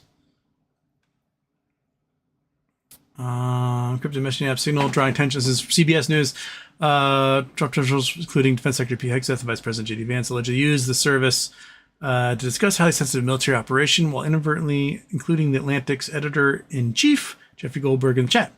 Monday Goldberg, blah, blah, blah, blah. The use of Signal to discuss sensitive military operations is raising questions about the app, including the level of security against hackers and other bad actors. It's an app that many Americans may not be familiar with, given that Signal had about 70 million users. 70 million users in 2024, a fraction of the 1 billion active monthly users of Apple's iMessage, according to the national security publication Lawfare. President Trump told reporters Tuesday that he had asked National Security Advisor Mike Walls, who Goldberg said added him to the group, to immediately study the use of Signal by government officials. Blah, blah, blah. Unlike other problems, Telegram encryption on Signal is turned on by default. Signal also says it doesn't collect or store any sensitive information. Okay, who owns Signal? Can Signal be hacked? What's Signal being used for? Is there issues with government officials using Signal? Possibly, yes. Sharing sensitive national security details over Signal could violate the Espionage Act. CBS News National Security Contributor Sam Vinograd, who served in the former President Barack Obama's Homeland Security Department, said Tuesday, by communicating classified information on non-secure platforms like Signal to senior U.S. government officials, increase the chance that foreign governments could access the sensitive operational security plans, and that could put our own troops in harm's way. Well, Mr. Trump told reporters from the Oval Office Tuesday that I don't know anything about Signal. I wasn't involved in this, of course. He indicated that other branches of government use the app. I hear it's used by a lot of groups. I hear it's used by the media a lot. He said a lot of the military, I think successfully, sometimes people can get on those things. That's one of the prices you pay when you're not sitting in the Situation Room with no phones, which is always the best. Frankly, the best is to be there. Trump says Signal is the #1 device or app that is used, and that he asked Waltz to explore its use by government officials. So CBS did not mention anything about that. But Fox News is trying to put the blame on Biden. So Fox News says federal office in charge of ensuring cybersecurity at all levels. The government cited the use of encrypted messaging app Signal as the best practice for highly targeted government officials. The Biden-era document shows. So let's see what the document says here. National Security News. That does not show that at all. Okay. Found that the Cyber Security Agency, Cybersecurity and Infrastructure Security Agency, CISA, outlined in a guide for federal employees late last year that encrypted messaging platforms such as Signal better protected officials against foreign enemy hackers amid a Chinese cyber breach. CISA is in an office under the Department of Homeland Security's umbrella and is charged with ensuring cybersecurity across levels. Under the Biden administration, 2024, CISA released a mobile communications best practice guidance for highly targeted individuals who were defined as high-ranking government officials or politicians who are likely to possess information of interest to those threat actors. The document specifically addressed high-targeted politicos and officials, though it noted the guide was applicable to all audiences. CISA strongly urges highly targeted individuals to immediately review and apply the best practices below to protect mobile communications. Highly targeted individuals should assume that all communications between mobile devices, including government and personal devices, internet services, are at risk of interception or manipulation. While no single solution eliminates all risk, implementing these best practices significantly enhances protection of sensitive communications against government-affiliated and other malicious cyber actors. The document published December details highly targeted government officials should use end-to-end encrypted communications as part of their best practices advice. End-to-end encryption is understood as a secure method of communication where sender's message is encrypted. It can only be decrypted by the recipient of the message. But they aren't saying do your war plans over it. Okay, let's see what the actual document says.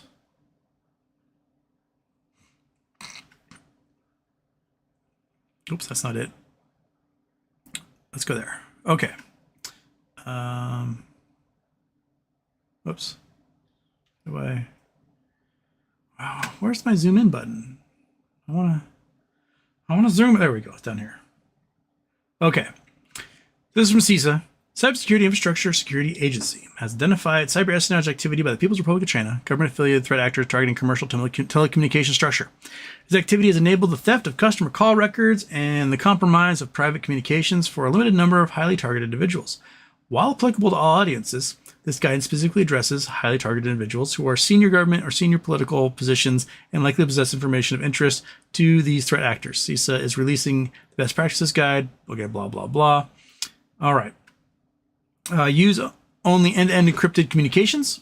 Adopt a free messaging application for secure communications. Okay, so that would be, compatible with both iPhone and Android messaging systems. So they aren't saying exactly right there if it should be. There's a section Signal. Okay. Enable fast identity online, phishing-resistant authentication. Okay. Take inventory value accounts. Blah blah blah. Migrate away from short message service, SMS, so don't use regular text messages. So yeah, don't plan your war plans using regular text messages.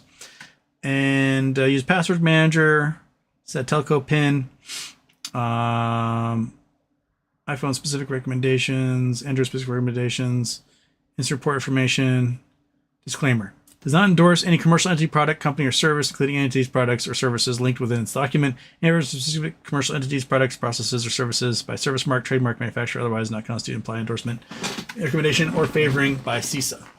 Okay, so that's their disclaimer at the end saying, like, if you have to communicate, use these things, but we're not telling you to use those things. I think one of the things that should be noted here is that they're not saying do war plans via group chat on Signal. I think it's like if you gotta text your wife, message her via Signal, that type of thing, and don't use SMS, which can be hacked.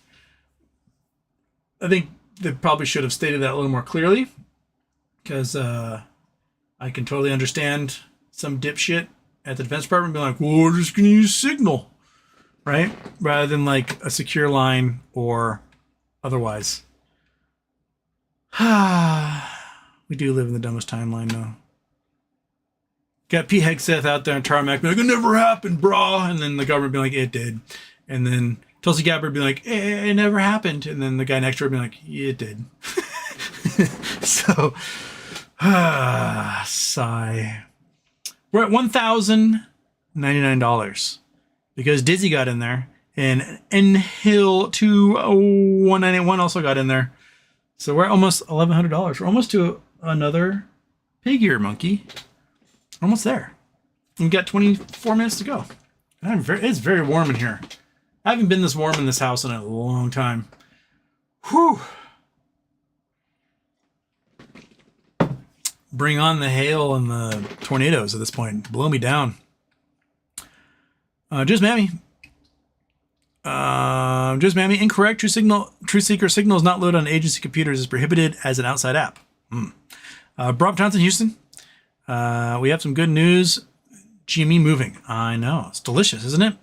Ryan Cohen. Juice Man says Ryan Cohen posted a reply to Jim Cramer is hilarious. Where are we?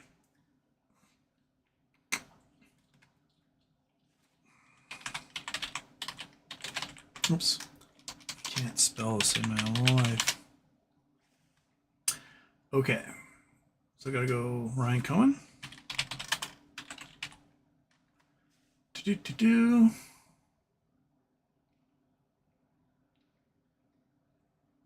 Where replies?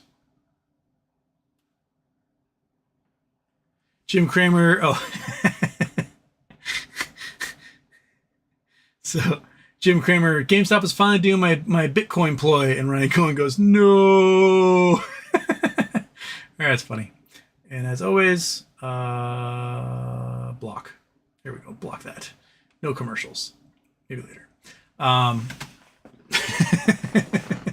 right, I'll give that a thumbs up. All right. Bye-bye.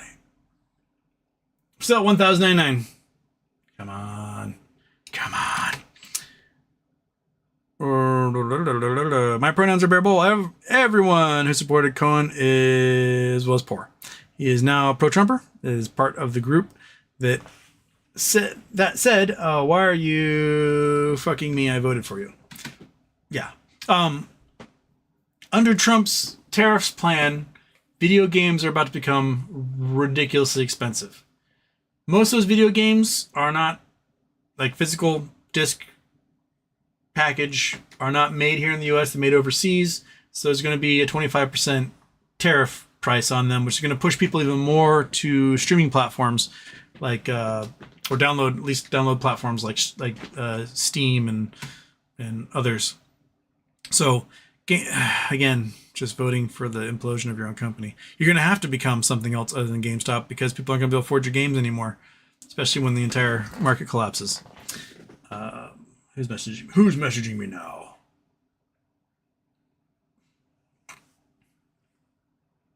Oh, really? Really, Scott? Jamie Moyer? That guy? Belonging to him? All right. Okay. All right.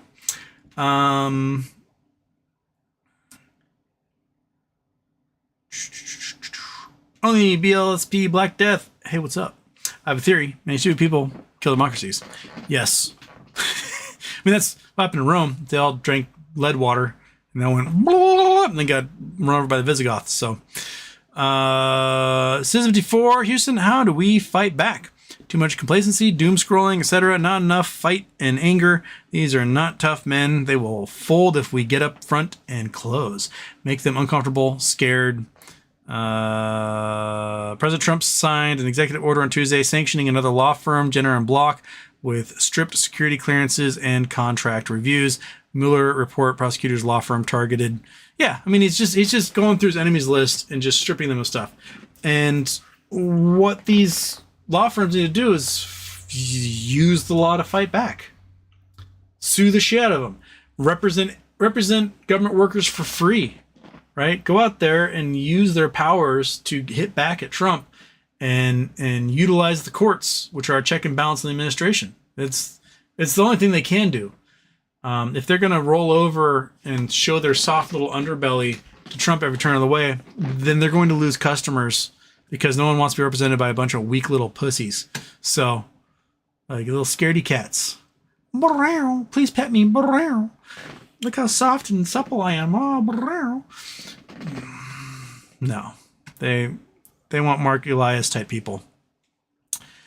Just Miami. Canada freezes Texas $43 million rebate payments. Bars it from future rebates because of tariffs. There you go. And Canada also banned Tesla from auto trade show. Yeah, the Vancouver National Auto Show banned Tesla because they thought it would be a safety concern for everybody there. So, oops. And Teslas are not going to sell in Canada. And I bet I start to see them pop up on Canadian auction sites like nobody's business, going for just pennies on the dollar. Yeah, they're toast. Dig Dug Doink got in there. Fantastic. We just crossed the $1,100 line, which means I lean back. Her ear just tweaked. Then I'll watch it tweak again. Oh, yeah. Oh, yeah, that's right. One more? One more of these guys? Huh? Yeah? Yeah? Oh, this one. Right there? That look good for you? And you're like, I think, are you sick of pig ears at this point, Monkey? Like I've had enough pig ears to last me a lifetime? There's still a giant bag. Come here. Come here and collect your pig ear, you little dog. You little dog. Yeah, there you go. Okay. Celebration. We're at $1,104 with 18 minutes to go.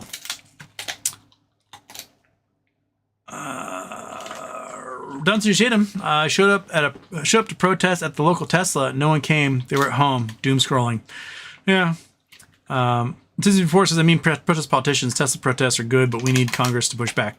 Oh yeah, we need those town halls, which they aren't doing. So if you can't get the town hall, you should show up to your local congressional representative, to their federal office, and drop off a letter. Be like, if it's Democrat, tell them to grow a pair. If it's Republican, tell them to go fucking suck it, and just point out where the issues are, because we've got plenty of them. And if everyone starts doing that, the folks who work in those offices, they have to tell their boss what's happening. Call, leave voicemails, talk to someone on the phone, yell at them, make them uncomfortable. Do what folks did to FINRA when they did the halt on MMTLP. But do that for 300 million people also doing that, right? If the 64,000 people at MMTLP can make an entire government agency want to hide, think what 330 million pissed off people can do. Right, Monkey? What would you do? What would you do other than be an adorable little three-legged dog? Huh? What would you do? What would you do? You'll get another one for another $96. Sorry. That one, you seem to enjoy that one a lot. You want another, but no. Another $96, and then you can be rewarded.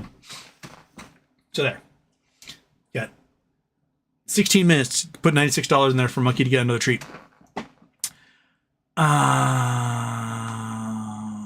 Brandon Howard, do you think we hold around 6-7% or dip back 25?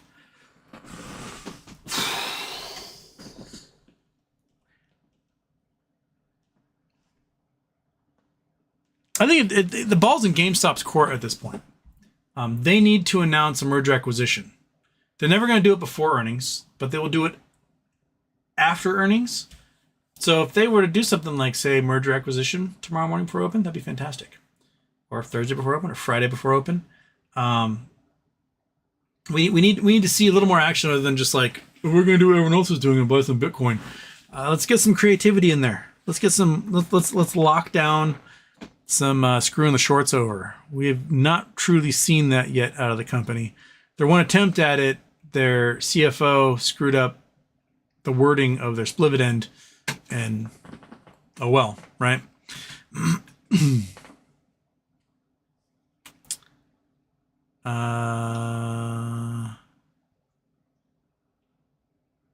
was supposed to say Puka Show? Puka Shells. Puka Shells. They were really popular when JD Vance was like a senior in high school. Get a hemp necklace with a little Puka Shell in it, and you're like, I'm cool, bro. So JD wasn't metal, so he'd be like, love everybody, bro. My pronouns are Bear Bull. The only Moas is SPX Daily Picks. Brendan Howard, GME just busted earnings. We're out here talking politics. Well, ask something about GME. We covered it already. They beat earnings by a lot. They've got piles of cash on hand. They're going to invest in Bitcoin. Done. We covered those three things. So ask what else you want to talk about. Attending oneness, Haley Joel Osment was a great JD Vance on Jimmy Kimmel. I've not seen those ones. That one guy on TikTok who does the JD Vances is hilarious. Brandon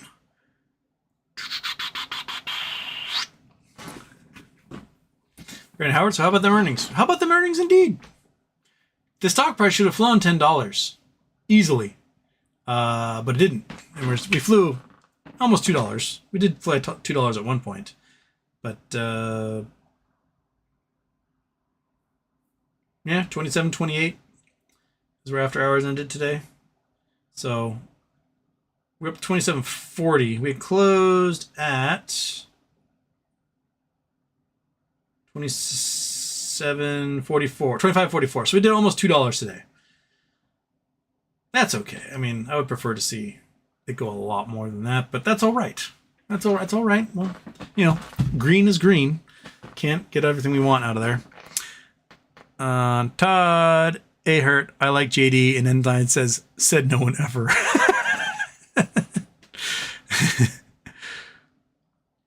My pronouns Bear Bowl. There's no moss with Cohen. He's been bought.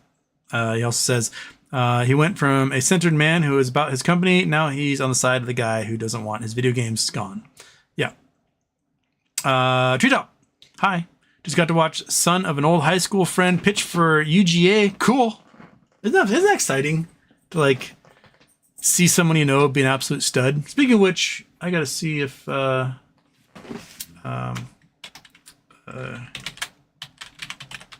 see how J.R. Ritchie's doing.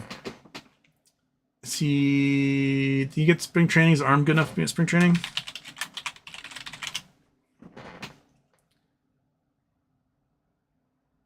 Browse-based prospect discusses spring breakout. Here we go. So this is our local Bainbridge kid. Second round draft pick by the Braves. Blew out his elbow his first year. Sat out most of last year getting his ACL repaired. And so, healthy number 8 prospect Richie ready to shine at spring breakout. Northport, Florida. J.R. Ritchie's connection to the Braves actually extends back a decade to his fandom with the great Vanderbilt University teams that included Dansby Swanson. I started growing my hair out when I was about 15 years old because of Dansby. Richie said, I really wanted Dansby's hair. I didn't get it. My hair was too curly. It was worth a shot. Many Atlanta fans will get their first look at Richie when he takes this mound of the Braves as they play the Tigers spring breakout game. What day was this? March 14th. Okay, so this is like 2 weeks ago. I want to see. Let's see. Braves spring training. Training stats. What do you got for me? I want to see what J.R. Ritchie's doing. I haven't done my look. Okay, that's pitching. Bam. Okay, JR, where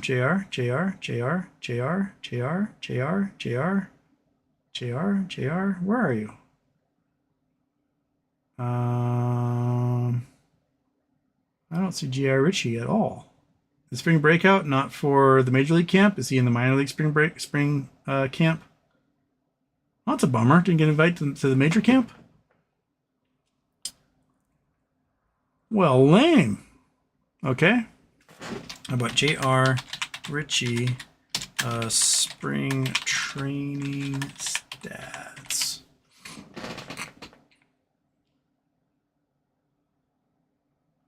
What do you got for me? Anything here?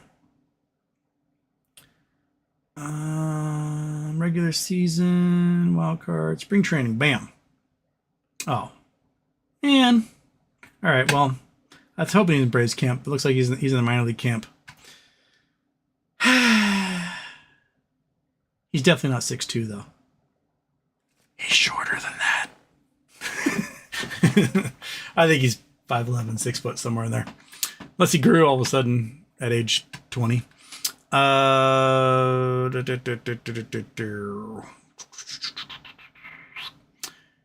Two top UGA baseball may win the College World Series this year, by the way. Check out their offensive numbers so far. Record-breaking pace. I like Georgia. I think they UGA baseball stats. Georgia Athletics. Baseball statistics. Let's see here. On baseball slugging. They got a couple of guys in there who are monsters. Let's for their slugging percentage. I mean, look at that. That is ridiculous. Bam. That's pretty darn good. Home runs, doing okay. Out of 877 at bats, 70 home runs. That's a pretty good pace for everybody. On baseball slugging, 17, 15. Damn. That is a very good offense. Average is pretty good. What's pitching? Pitching, good. Meh. No, it's okay. Meh. Colin's got something to do there. Good. Meh. Good. Meh. But 139 for a team, not too shabby.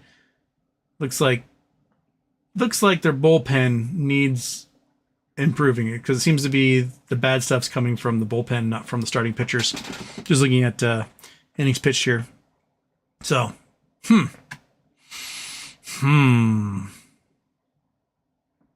Noted. It was fun. My catcher from high school won the College World Series. Got the game-winning hit in the College World Series in the 2003 World Series for Rice off of Houston Street of Texas, who went on to have a very good major league career.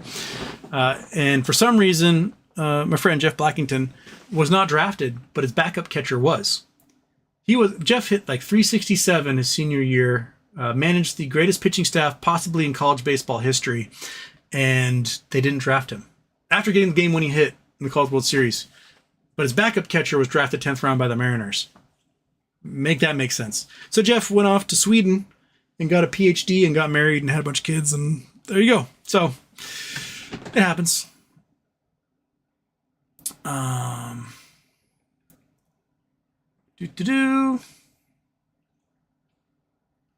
I lost my spot again. Oh, there we go. We Wild Houston. Hey, bud. Not going to stay long. Just say that GME looks good in after hours, though not as high as we thought. Exactly. And No Labs is dying before our eyes. You know, my stand on GME MOS, but when Moon. Man. I don't know. Non-moth signal doesn't have a federal level certification to be used for secure communication on that level of classification. Yeah, that's why I think they meant like, messaging your kids like, hey, when do you need me to pick you up? Stuff like that. Not for like, when do you think we should bomb someplace and what targets should they be? That's not what it's for.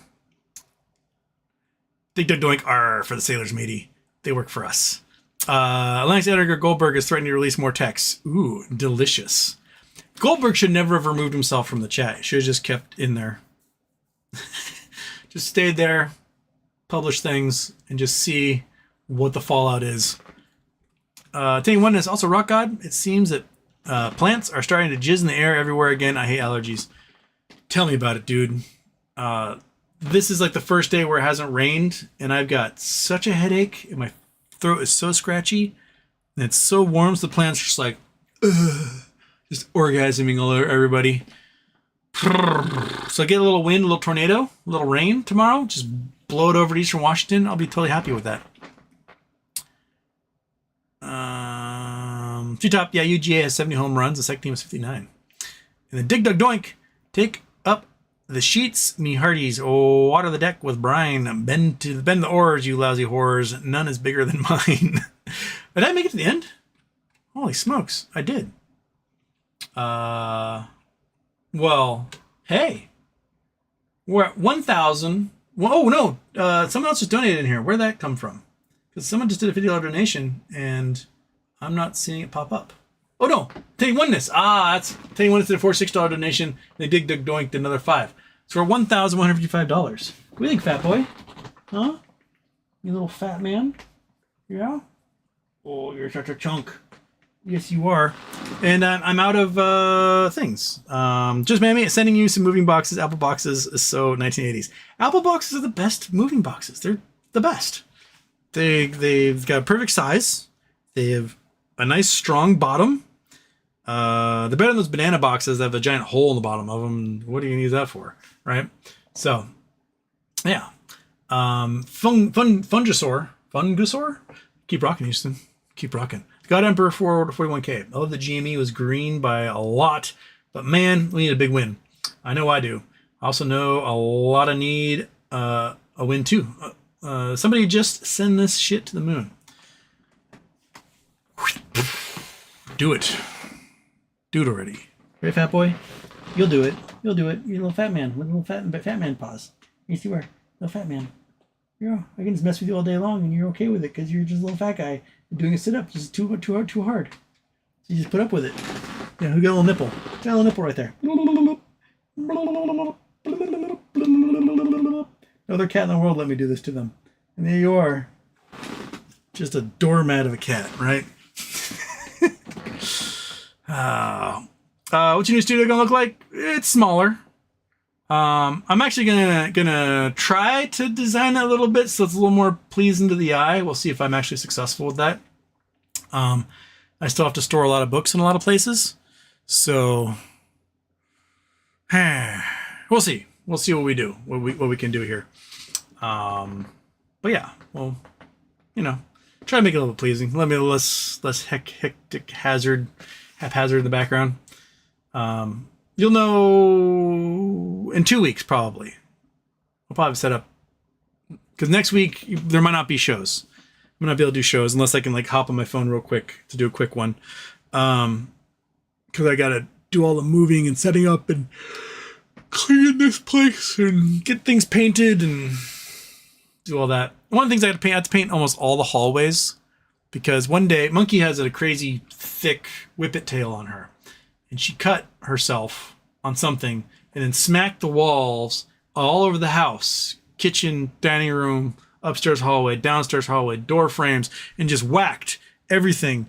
And there's these little streaks, blood marks left by Monkey's tail everywhere below about this height. Because her tail is whacking up, her tail is whacking down, her tail is whacking, so I got to paint everything that is at that height. I love you, dog. But seriously, I always wondered why she didn't break her tail on the corner of a door, because it feels like it's gonna take my knee off when she hits me. I miss the professor's office. You will. There'll be a new professor's office of some kind. Attending oneness, will there be sponsors ad posted in the new pad? I gotta figure out, because I'm gonna have to put this somewhere. The room is pretty small. I don't know if it'll fit here or if I'm gonna put this cabinet somewhere else. Because this is a cabinet. It's got stuff inside of it. So we'll have to see. I need to take a tape measure to it all and figure out what's gonna go where. How it's gonna design. Because I got this L-shaped desk here. That is, fixed size, and that's where the computer stuff has to go. And then I gotta figure out what to do after that. And I don't know. I don't know exactly how big it is. It might be, just picture in my head, this wall might be about the same size. So maybe a similar setup here.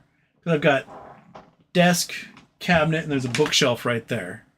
But I think it's narrower this way. So it probably ends at that little black bookshelf here. And so the big one would have to go along a wall. I don't know. I'll have to figure it out. It's a smaller room, that's for sure. What's going to be the office?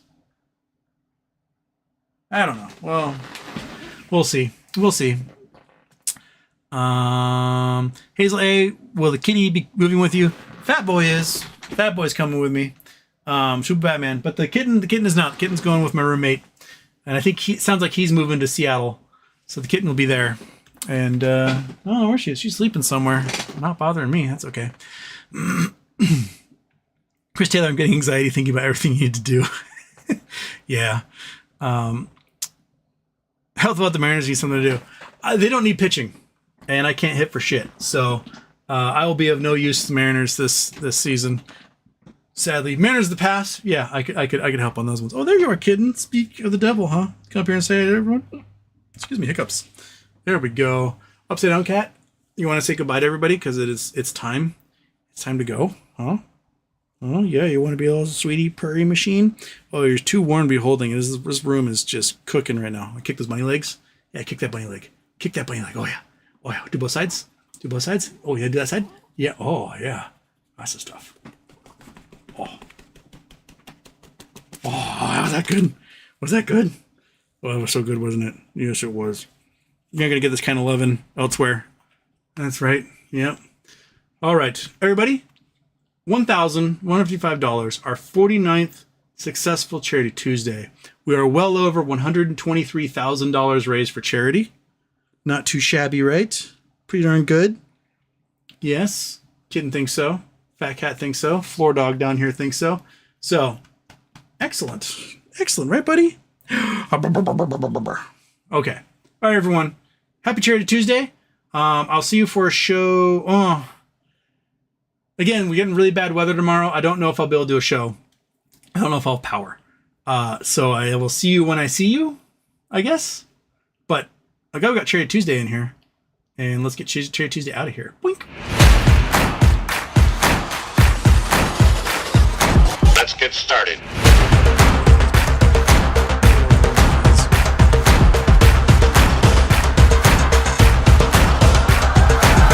Let's go.